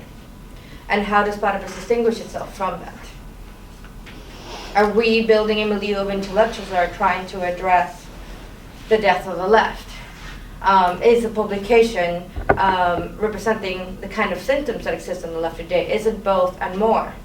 But I would say that in us being able to, through our editorial process, represent the conversation on the death of the left, or a conversation at least on the left that otherwise wouldn't happen, as in the people who basically refuse to speak to each other in every other situation. And you sometimes have to pull them by their ears, sit in front of each other and talk to each other. That otherwise, if we're able to concretize and physically represent that and distribute on campuses across Greece, or Germany and US and Canada and the UK, that I think is much more than a lot of other publications on the left out there. Okay. Yeja, and anyone else? Nico? Yeah, I know, Richard. Let's hold on. Okay, go I ahead. have a question. I kind of want to push the ball further in pushing the conversation, as I see this more kind of being a inwardly and kind of reflexive process we're in, more than kind of representing it outwards to a bigger audience, because it's most of the room is us and two guests as far as I can tell. So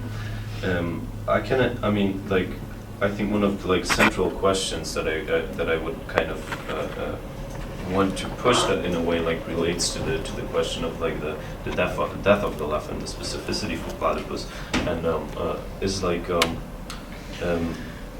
because Nikos, you said that you raised this point that that one of the specificity for Platypus might be that the death itself might be a potential moment for reconstitution, and that might that the left, as maybe that's how I understand it, that the left is the rest of the left sees the death as a kind of bump in the road, and then they kind of but they go back to an earlier phase and say, okay, we just have this whole repetition cycle, right, that takes place. It's okay, something went wrong, so we go back to the last time we tried, and then we just do it better, and go out there and force, do either better propaganda, or get the people better out, or write a better analysis of the situation than the people who messed up, or go back to repeat, right? And what Nikos was saying is that in Platypus there seems to be the emphasis to really put the finger on the death and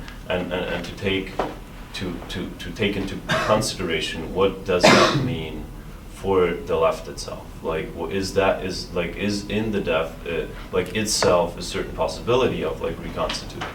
And I would like to push you and ask you, especially like on that, like how do you understand that potential for reconstitution through death? Like, because that seems to me one of the like most complicated like propositions that Platypus puts forth that I haven't quite been able to like think through, and that I probably don't even like expect an answer, because I think maybe that's like a thing that's like can't be answered in theory, but it's like a kind of like process we engage. But then still like the question remains, right?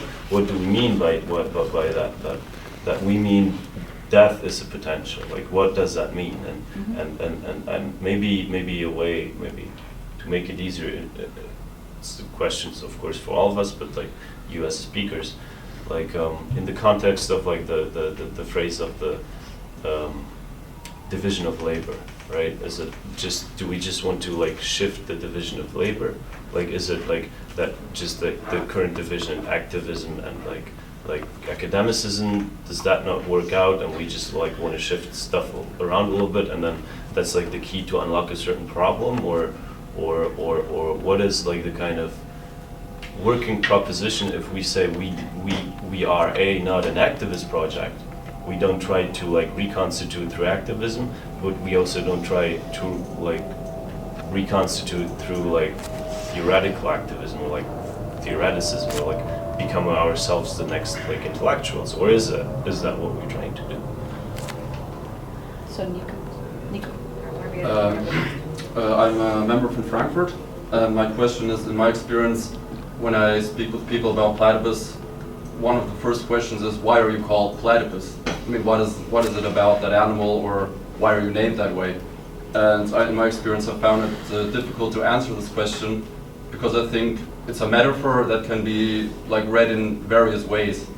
So my question would be, how would you answer this question? I mean, it's a very obvious question.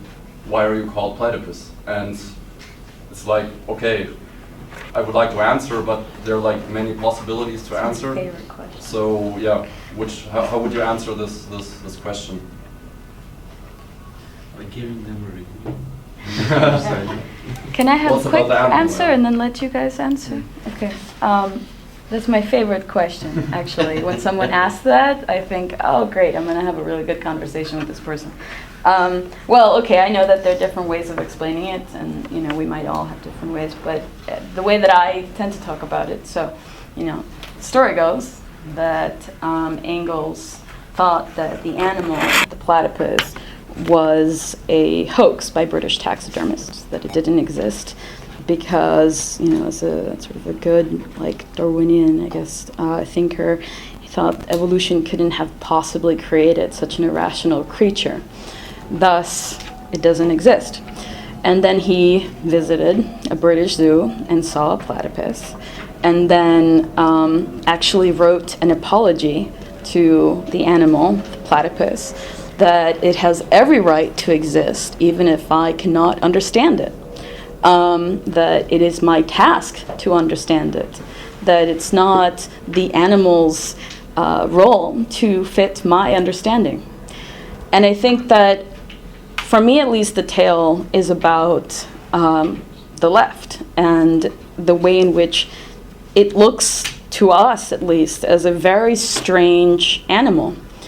And it's unclear how we got here, I think, even, of course, for members of Platypus, meaning we have, you know, hypotheses and maybe dates are clear in our minds as turning points, but even to us, it's a strange creature. And yet we can't shy away from making sense of what the state of the left is today, but we must address it head on, because it's our job as, you know, good, like, Enlightenment thinkers to make sense of the world as it exists. And so I think that there's kind of interesting materialism at work. And I that story, right? I mean, again, there may be different ways of thinking about it. And quickly to Jerzy, I think that this is straight from Chris, who I think is good about explaining the issue of death on on the left and how we think about it as a possibility of reconstitution. And this is like the way in which I explain it to myself, at least in terms of possibility of transformation. You know, when we were flowering in 2006 in those protests in Chicago with the International Socialist Organization telling us to support the resistance of Iraq, I felt as if, you know, shit, like if this is the left, I don't want anything to do with it. I don't think that this is what the left means, and we were extremely confused. I think it had a cathartic effect to say, this is not the left, i.e., this is not the project for human emancipation. This is something else, right? This is a product of a kind of disintegration or what may have you. So the statement was a kind of statement of purpose, a kind of wanting to go beyond the present state of the left, to say, this is not what the left represents. This is not what historically it has meant. So we say, the left is dead. Long live the historical project of the left. That's the way in which I've come to understand it, as a kind of wanting to move beyond the malaise of the present by finally calling the corpse what it is. A stinking corpse, not an actual left. As a way of making space for ourselves, making space for the questions that otherwise wouldn't happen. And the division of labor, I mean, like I said, I think this is a kind of working proposition for us in terms of like how we understand ourselves in the left, but I think it's an important one. I think that, you know, I was always struck by how, is it Nikolaus? Anyways, when I read about the SPD, right, they had these social clubs, they had schools, they had a way of socializing people. It wasn't just about politics, a way of understanding the world in all of its dimensions, politically, culturally. It was a way of bringing a perspective, right, a sensibility. And that insofar as we think that a kind of historical consciousness is a necessary part of a project in the left, and that it's not happening, if that's what we've sort of come to the conclusion, that historical consciousness is no longer a tool on the left today, that we think that it's a critical tool and it should be part of the left, and that we have that role to play. But again, the reason why I emphasize that it's a division of labor is because you're going to need people who can organize workers, you're going to need people who can organize students, you're going to need very different types of people and many different jobs to actually rebuild the left. But this one seems particularly absent, and at least... Does that not make us a part of the corpse? I think that we've come to the conclusion from the very beginning that we're not exempt from the death of the left, meaning Platypus exists because the left is dead. Which is different from the corpse, or part of the corpse. One of those ghostly. Yeah, I mean, let me just. I want to let everybody else answer, but I think that it's very important for us not to think of ourselves as somehow outside of the problem.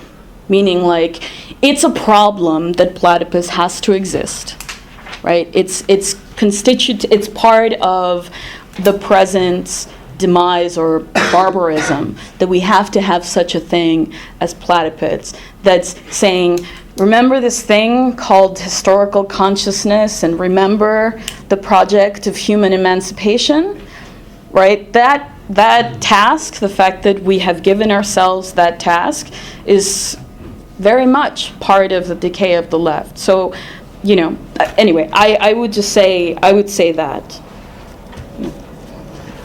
Yeah. Go ahead, Nikos. And then, yeah. Yeah, in response to Yerza, another way of posing your question would be like, should the death of the left discourage someone from political action? Yes. Well, I think that there are a few possibilities if someone is really disappointed with the left. The one is to commit suicide. We leave it. The other is that he or she leaves the left organization in which he's a member, and not deal with the left anymore. The other and a third one is that he or she tries to think in a more productive way what is going wrong. Meaning, okay, we cannot escape the death of the left, but if we emphasize it and we really try to see what that really means for us today, might be a chance for us to overcome it. And I would say that hopefully there is not only a left, there is not only the left in this planet. There's also people that don't care about the left. There is a global capitalist system that produces new things, meaning that the world does not depend on the left in a total sense of the word. The left is a part of the world, or as Trotsky said, for the Bolshevik party, the party is only a factor in this in the social process. So why am I saying this? Because I think that, okay, our focus is on the death of the left, and we try to see if there is an emancipatory potential in it. But I think that we should also follow,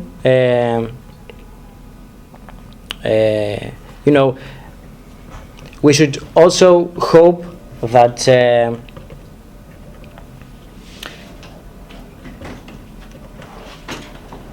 the left can be also, how can I say it? We need another Greek here.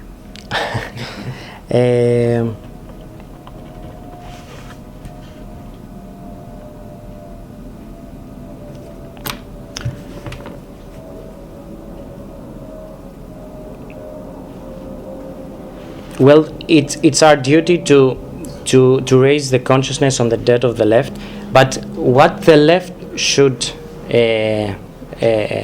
become and how it will be reconstituted does not depend wholly on our project. Meaning, we have to there have to be some other some other procedures, some other trends, some other for example, we have to bring new people in what we call the left today, that they can also play a part in what we call reconstituting the left. I mean, our project may be, and that what we wish for, may be the most conscious and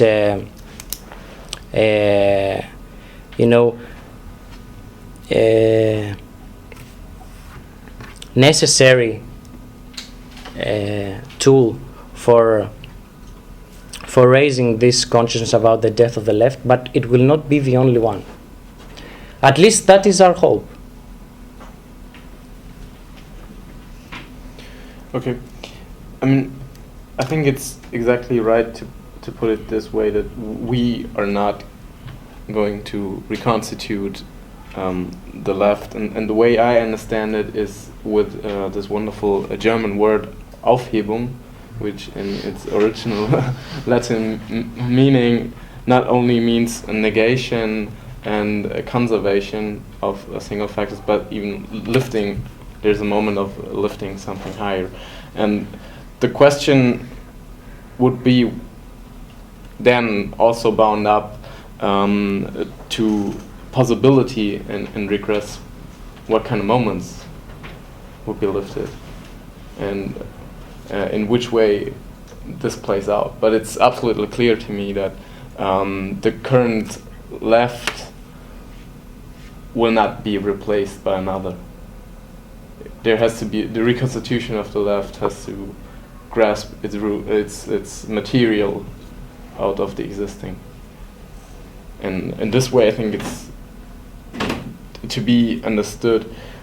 And but then with the left, and as a symptom of the question of freedom in history and in modern society, there's a way in which we can only apparently grasp the issue, because there's no ideal image of a left we have in front of us.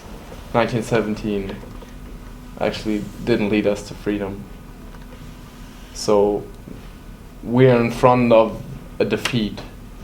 And coming back to the word Aufhebung, it has to be grasped practically what it would mean. Yeah, can I just? I think there's something about that's already been said by various people on the panel about the importance of provoking recognition. So I'm not sure. I don't know. I mean, so we have this dead left, but it's to me, and I think as other people have described it, it's about unless the left recognizes that ideologically and politically, the only way of being transformed is to recognize its current death. I think that's really important. The kind of provoking recognition, because similarly, so and this is kind of bound up with really we read Adorno and also a few texts by Walter Benjamin, and the idea of recognizing that regression has occurred.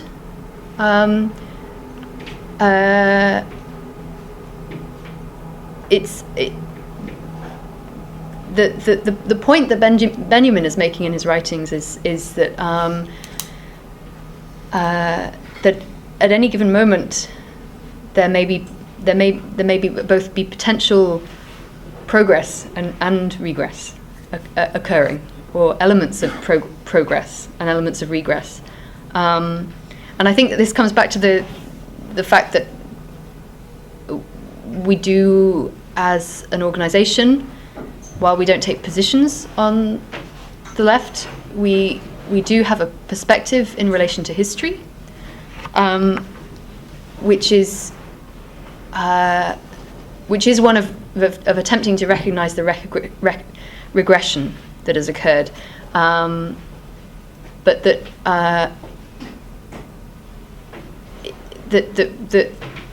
the process of recognising that may allow us to also having the recognition may allow us to, if in the future, or may not allow us, but may allow the left in the future, may keep alive the possibility of the left moving towards a progress during a point of crisis in history, as opposed to regressing further. I don't know if that's very clear for people, but I think it's important that we try and emphasize this idea of that history may not be a simple sequence of events that are in a linear state of progression, but that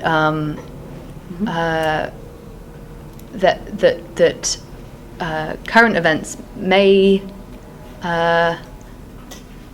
We hope through what we're trying to continue doing that we may be able to provoke sparks of recognition of previous moments. And okay, that's the tape that's coming to an end. Let me, before you continue, let me just switch that, sorry. What is the time for the end of this event? Because it's 8:40.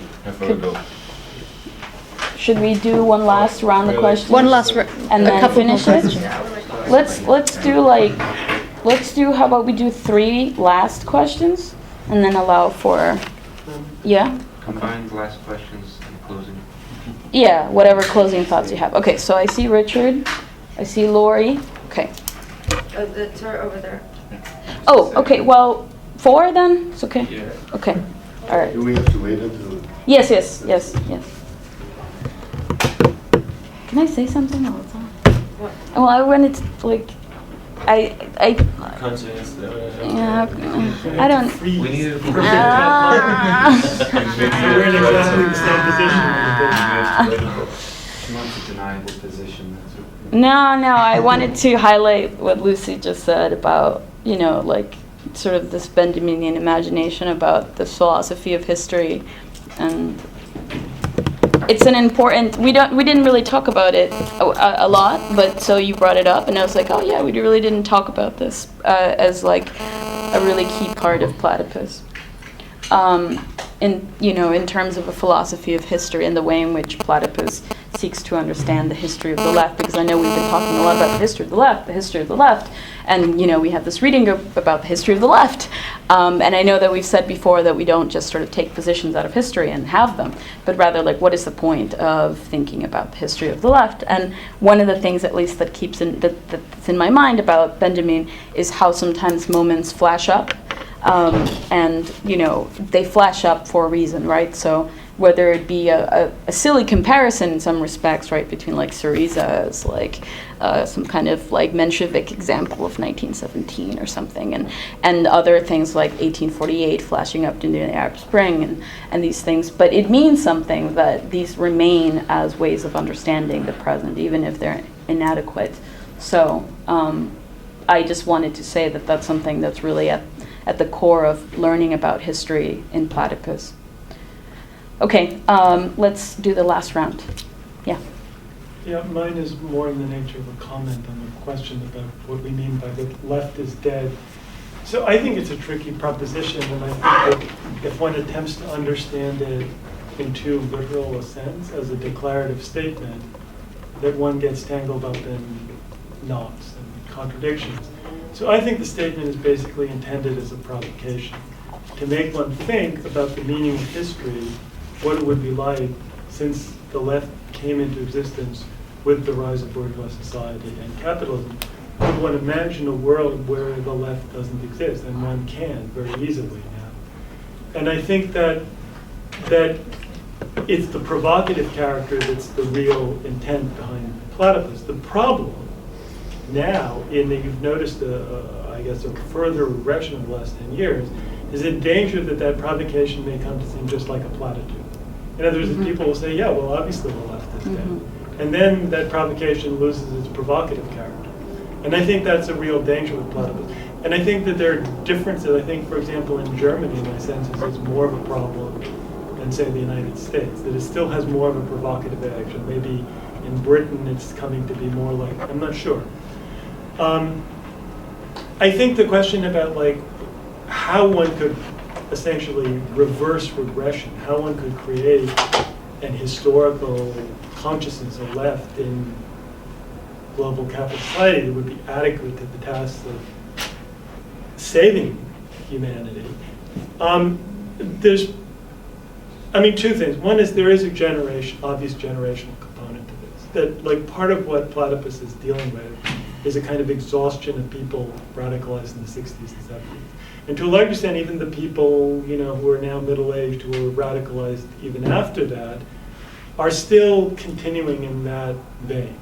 And I think that is a kind of sense that the political traditions, to the extent that they inaugurated by the New Left, that's half a century old, have reached a point of utter exhaustion. And that's not a particularly platypus point. And I think that we're approaching potentially a real demographic collapse of the left. And I think that one of the things that's interesting in that perspective is, the category of the left is one of those ideas like philosophy.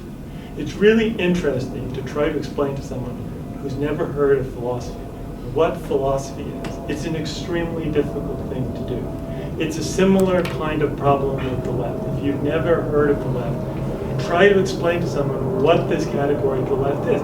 Because for most of human history, some of the most brilliant and sophisticated minds had no categories of the left. It's a very recent phenomenon, and it could disappear. And we have to ask what that would mean, because for us, that's a problem not merely of the left or of very recent history, but of the total meaning of human history, which is refracted in that very recent phenomenon. So the question really is what sort of hope there is. I mean, Jan used the great German expression Aufhebung, so I'll use a more American expression, come to Jesus moment. So there is a kind of hope that if things get bad enough, if there is a kind of clarity of perception, right, that there will be a kind of come to Jesus moment among enough people. That the problem with the Richard Seymour comment is, my sense is Richard Seymour just wants to do what was being done.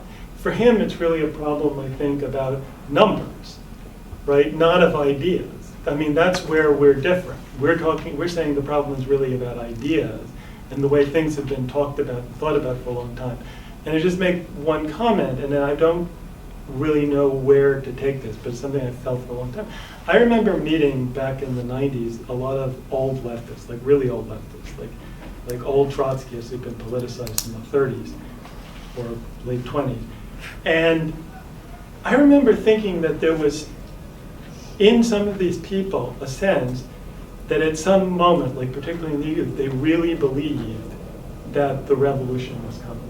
That they had like a true faith that the world was going to be transformed through their action. And I think that at some point, to really transform the world, one would have to have a world where millions of people could believe that, and first smaller numbers of people could believe that. And I think one of the problems that you see further and further degeneration of left is people do not really believe in the possibility of transforming the world. And I think that aspect of hope and faith in oneself is another aspect of regression. Okay. I think I have a bit of disagreement with Richard on this, meaning I do think that, especially at the beginning, the provocation left is dead worked in the moment of the anti-war movement. And as we see the waves of sort of up in activity, down in activity, up in activity, sort of that we saw in between, like after Obama was like back when Occupy sparked again, sort of the way in which, like, yes, more people get softer to platypus because, like, kind of begin to say things like, yeah, okay, I can admit that the left is in decay, disarray, that there's a downturn. And then, of course, when, like, something sparks up, like the Arab Spring, it's like you're totally freaking wrong. And then again, when there's a lull, like, there's this softness to what was the provocation, to reflection to take place. But I actually do think that, particularly with tonight's panel, is that sort of, I think, and with Philip's questions, that to how much through my experience of platypus, I have come to understand the meaning of the statement that that's the left. And that, like, there are these just moments of struggling or trying to just pull a panel together, trying to get somebody to write for the PR, and to just really, like, just have these glimpses of sort of saying, like, this is why you're fucking dead. And it's just, I'm being cathartic, but I think that because of the weird reactions that Platypus has received to even just host this conversation about the left or the left, because even we say people might be more open to the idea of decay and disintegration, they're not really open to the idea about the death yet. And that has actually produced a certain kind of, we do it in the reading group, we talk about regression in the reading group, but I also sort of really became interested in the way that, like, we don't even have a moment in Platypus where we're actually talking, how do we understand the Decibel Left right now? How is it that our newer, like younger members getting recruited are understanding the Decibel Left? How is it that our senior more members are experiencing 2012 to 2014 moment as a particular expression of the Decibel Left? And I think that, that's just, there's become different ways now that members of Platypus actually understand that from the moment that we started as an organization. And that there is a problem with the fact that people are, I do think, like Nikos just gave a talk at SWP where he talked about, is the far left in crisis? And of course I was like, wow, this is really significant. But then again, Nikos answers this question by saying, but guess what, the right is also very weak. So we're okay. So you realize that like there's a glimmer of hope, and then you realize, no, it's just a way of working around the problem once again. And so I just wanted to flag that sort of a particular moment of like, it's like, yeah, maybe people are right. Seymour is recognizing, but what? His recognition of like the decay of the left or the weakening of the left, it's based on probably in the weakness of movements and like the way in which people are infighting over racism and sexuality issues. And so I think that there are different ways in which Platypus members have come to really understand the death of the left, and there will continue to be further clarification on that. But it is moments of this that like we sort of need to actually leave room for the articulation of how is it that we understand through our experience the death of the left. It wasn't my intention to defend Richard C. No, I know. It was a provocation. I know. Yes, it was very good. Yeah, it was exactly the right thing to ask in this. Lori always sounds like this, don't worry. Yeah, my question is about. Who are you? Stefan. What? Stefan. No, I know. Now I know. It's just for the purposes of the recording and the people in the room also. All right, I guess I've met like. Okay, fine. Go ahead. I'm Stefan. My question is about you. You talked about like a specific goal, not to become like an intellectual milieu or something. Mm-hmm. And I would say like spontaneously like this is intellectual milieu. I mean, there's like how many non-academics are like in this room. So my question would be, or I don't know, if I guess you can raise the question, if the subject or like the task of Platypus to work through the history of the left, to think it through also like the situation right now, if that task doesn't require that intellectual and that work, and thereby the specific milieu, which does that. And on the other hand, I guess someone, I don't know, I know it from Nico or whatever, that the work of Platypus is mainly based in like academic milieux, so like at universities with like reading groups and such. And so yeah, the question would be like, how did you mean that? Like that goal? What would that mean? And is it more about like being aware of that problem to become like a very exclusive club, or I don't know, like a a self-referential discourse or something? And then again, isn't like that subject or that what Platypus thinks it knows, or however to put that, isn't that also again like responsible for such it's kind of like esoteric or something? I mean, today it's like a specific circle that thinks there are specific, I don't know, a specific knowledge or a specific idea, and it's very unique. I mean that approach. I don't know any other organization with that approach, but I think that's a very, very contradictory and very, very difficult problem to see that this milieu, the task, the academics, and also the question of the subject or the what Platypus is doing and how that task is referring to the actual practice. Mm-hmm. Yeah. Do you have a perspective of hope in the sense of capitalism's contradictions or tensions might produce some new response, new movement. Do you think the left is going to be renewed, or do you think there's going to be some future thing that will transcend the left that might incorporate some of what the left has stood for, but some other stuff as well? How do you see the future? Do you want to start? Anyone? The writing style. I've forgotten these two questions, but I remember these two, so I'll answer these. Oh yes, the left is dead as a provocation. Yeah. Okay. Yes, I think there is meant to be hope, or like I think the hope is that through provoking recognition that we can bring about, or we can help to bring about a transformation of the left. I think it is based on that hope. I think often a lot of people think that the idea of saying the left is dead is pessimistic, etc. But I think there is actually an inherent core of optimism to what we're trying to do, or at least, yeah, I hope so. I hope so. Yeah. But I think it's very difficult for us to know what that's like. And just to say, as others have said before, it's not the case that we would see ourselves as the only thing that needs to happen for the left to be transformed. But I think we're trying to contribute towards that goal.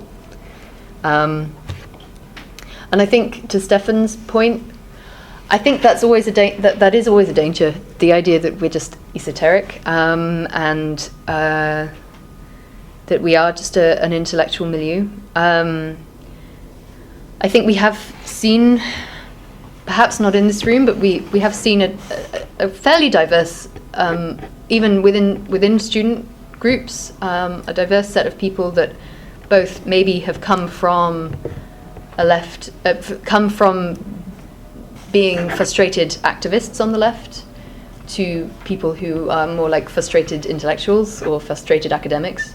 But I think it is always a danger. And I mean, something else which is a new phenomenon since the beginning of Platypus is that some people are no longer students. So we have people now searching for work, which is real. But I mean, the strategy of us organising on campuses is I guess,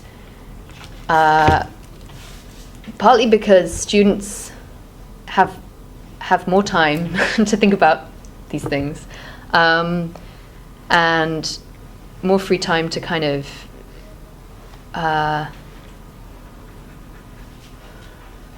organise these things. But it's also the case that I guess we are trying to speak to our generation. So a lot of us are students. Not all of us are in academic institutions. And the future generation. And the future generations. So it is really as Richard also pointed out, it is a generational question as well. We are attempting to deal with the fact that our parents, grandparents, great-grandparents' generations failed to make a better world for us, and we have a much more difficult task ahead of us right now. But I think it's more of a generational thing that we're trying to embody and give an education not only to us, and that's the other point, that as an educational project, although we are kind of reflecting here as a group, we are putting this online. All of our panels are obviously open to engagements with the left and with a greater public at large, and we do try and encourage that. I mean, the extent to which we fail to encourage a greater public, that is a failure. That has to be recognised as a failure. But the aim is to both be educating ourselves, and hopefully that our activities are educational for people beyond the membership of Platypus. And therefore, this project of education is not, I think, confined, or the aim is for it certainly not to be confined to academic milieu. And certainly through the engagements we try to provoke with people of our generation from other groups who are committed to other political projects. The importance of doing that is, I think, vital to like our continued work. And if we do descend into an intellectual milieu and we are completely too esoteric for anyone to be able to engage with, that we will have failed. Yeah. How about I'll respond, and I know you guys. So Jan and then Nikos. I think this is important because we should just like have this out. Well, first of all, so our work on campuses is not to create little intellectuals. Like, something that is unique of our campus events is that we're putting sectarians, activists, intellectuals on the same panel. The idea is therefore to create a political education, I would think, of people who are younger than ourselves, so that they become politicized in a way other than if they were just exposed to the ISO or if they were just exposed to CNN. Lord knows like how people learn about politics these days. So I think that, you know, we focus on, or Jon Stewart or whatever, right? We focus on campuses not because we want to create little smart folk, but because essentially, at least in America, and you know, we could talk about how this is different here, this is the time when people become politicized. It's the time when people sort of learn about politics, make decisions about whether or not they're going to continue to think about this for the rest of their lives. And so it's a kind of intervention in a particular stage of living, stage of life, in which politics becomes an issue. But so what I mean is that, you know, there ought to be, right, on the left, a role for intellectuals to play in a political project. Certainly that's, you know, that's something that we should think about.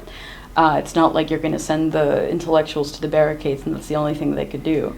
But I do think that in terms of us being wary of becoming an intellectual project, I was talking to Sharon about this, and some of us know already about what happened in Platypus, but about 2-3 years ago, there was like this particular discussion, whether or not we wanted to become an academic type journal, be sort of like the Frankfurt School, create our own little institute, and it was brought as a proposal to the membership. And the membership said, no, what we want is to engage with people on the left in order to produce a type of politicization, knowledge about politics that otherwise wouldn't be the case, wouldn't happen without us. That doesn't mean that we're telling people what the left is from our own mouths, but rather we're sort of demonstrating an absence. And it's sort of, in its negativity, in our practice, we're trying to show the contours of something that doesn't exist. And that, I think, is different than an affirmative approach in which you're saying, I'm going to convince you that this is the correct left perspective. And I think that quality is what we ought to think about separating us from an intellectual milieu. We're not just sort of generating the ideas that we're going to then convince people of. There are plenty of ideas in Platypus. I'm not saying that we don't have ideas. But our practice is geared in a kind of negative sense, is geared toward pointing to the fact that in the present there isn't a left. And so, anyway, I know that this is a complicated issue. It's not a simple yes or no. But at least in that moment in the organization, which I found really useful, when the members said, we do not want to become an intellectual milieu. I didn't join Platypus to be a writer, right? That was the way of the organization saying, we want to try to create a politically minded project in which we're advancing the politicization of students, about regression and the death of the left. And I think that we should take that seriously because at the end of the day, we're responsible to the membership. So that's that. I just wanted to say in conclusion something that, you know, Richard pointed out, and I think Nikos said in terms of like the left is a historical phenomenon, and it thus could cease to exist. I think that is the way in which it continues to be a provocation, if that's how we could sort of push to be understood, right? That if the left stands in for a mission, a kind of historical mission of human emancipation, it's not necessary that that task will continue to be felt. I know that it sounds very pessimistic to say that, but I think that it's important to say that, especially in the face of something that Lucy said in her comments, there are a lot of people now on the anarchist left, not all, who are anti-political, who are explicitly against categories of the left and the right, who are explicitly against politics. And that is already a kind of symptom of the expression of a kind of, ephemeral quality of the left as a historical task. And we want to be able to explicitly fight against that form of politicization or depoliticization, if you will. So our optimism, I think, is about the possibility, or it's about recognizing that it's possible. I think that none of us would be here if we didn't think that our work sort of added up to something that provides greater clarity. But it's a gamble. I think that at the end of the day, it's not a sure thing. And we ourselves, the reason why we're having these kinds of panels, and we have so many conversations among ourselves about what we're doing, is because we want to be sure that we understand when we're having an effect, when we're not. And so we have to be realistic about, our work. But I am optimistic about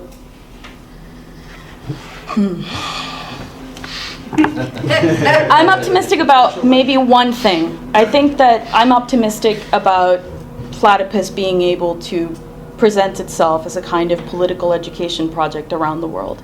It's already happening. I feel like traveling to these different parts of the world and seeing people at work is encouraging. And I'm also really surprised every time that we have a panel, how the panelists themselves come out of the experience feeling like they've just experienced something new and they can't sort of put words to it, or they, we've had experiences in which, we've kind of approached someone and said to ourselves, well, we're not sure if they're going to be a good fit, we're not sure if they're going to be moved or going to start thinking again about their positions, and then they're put into these panels and all of a sudden they become better versions of themselves. And at the best that we can do is sort of redeem the left, right? The task of the left. And in that way, I think it's an optimistic project. So, Jan, and then Okay. There was mentioned the necessity of hope in capitalism and the left to be able to change the world. And I guess that in terms of Platypus as an educational project, it's extremely important to be able to learn out of our own history from 2006 to now. And for me, this is directly bound up as a certain measure step for the criteria of not being a talk shop. Not just putting on these panels, making all these reading groups and stuff like this, and just ending up talking about it. There is the criteria if we're able to experience something new. If we're able to experience not only the death of the left, but also the possibility of its death. And in this sense, the educational project, the success of it, is not so much a question of in if we're able to put it out international or whatever, but in a sense if it's able to change the left practically. And in that sense, I regard Platypus as a certain institution in the left, not separated from the left. Yeah. In response to your question, actually that is what I was trying to raise before, maybe unsuccessfully, by saying that, as Trotsky said, the political party is only one. Even if it's important, it's the most important factor, but it's only one factor. Meaning that I agree that new movements, if they appear, and new trends, and also new people should influence the left. But I think that without this historical consciousness that Platypus tries to raise, and when I say historical consciousness, I mean to recognize that the left is dead, and recognize how does this affect what we're doing today. Without this historical consciousness, even if we have new movements and new trends and new people, this will not lead anywhere else, or taking the worst scenario, it will lead to a repeat of the failure in an unconscious way. In response to Stefan's question, I would reverse the question. Does the left today attract people apart from intellectuals? And if so, what kind of people? And I mean, does it attract working men? Does it attract people that are not in the university? And if it does so, how many people are they? Meaning, the left organizations today are quite small in numbers.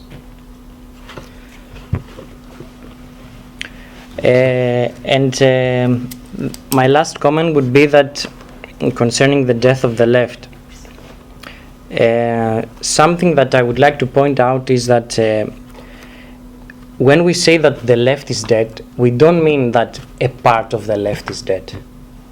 Because many in the left organization should claim that the left is dead, but accept apart from us, or apart from a part of the left, the radical left. And I agree with Pam, saying that we use the term left and we mean the left as an idea, not as an organization or as a number of organization and people. Not only that, we mean the left as idea. And when we say that the left is dead, that we mean that this, as Pam said, this tradition of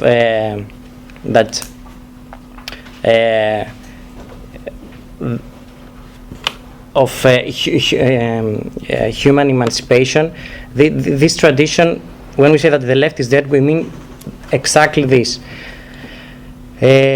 So this is something that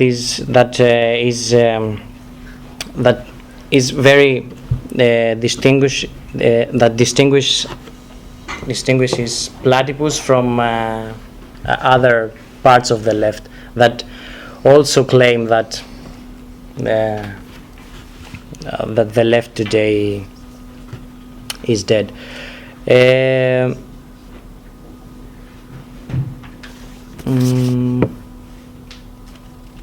Go out. Yeah, no, I think that's all. Well, anyway, we'll have continued events tomorrow. There are a series of workshops with different leftist organizations and people on the left, and it will finish with a closing panel on the question of left unity. What is it? Why do we need it? Do we need it? What does it mean for the left? And if you have any questions about Platypus, feel free to ask us. Also, there are Platypus reviews in the back, which are all free, and some information about Platypus as well. Thank you for coming.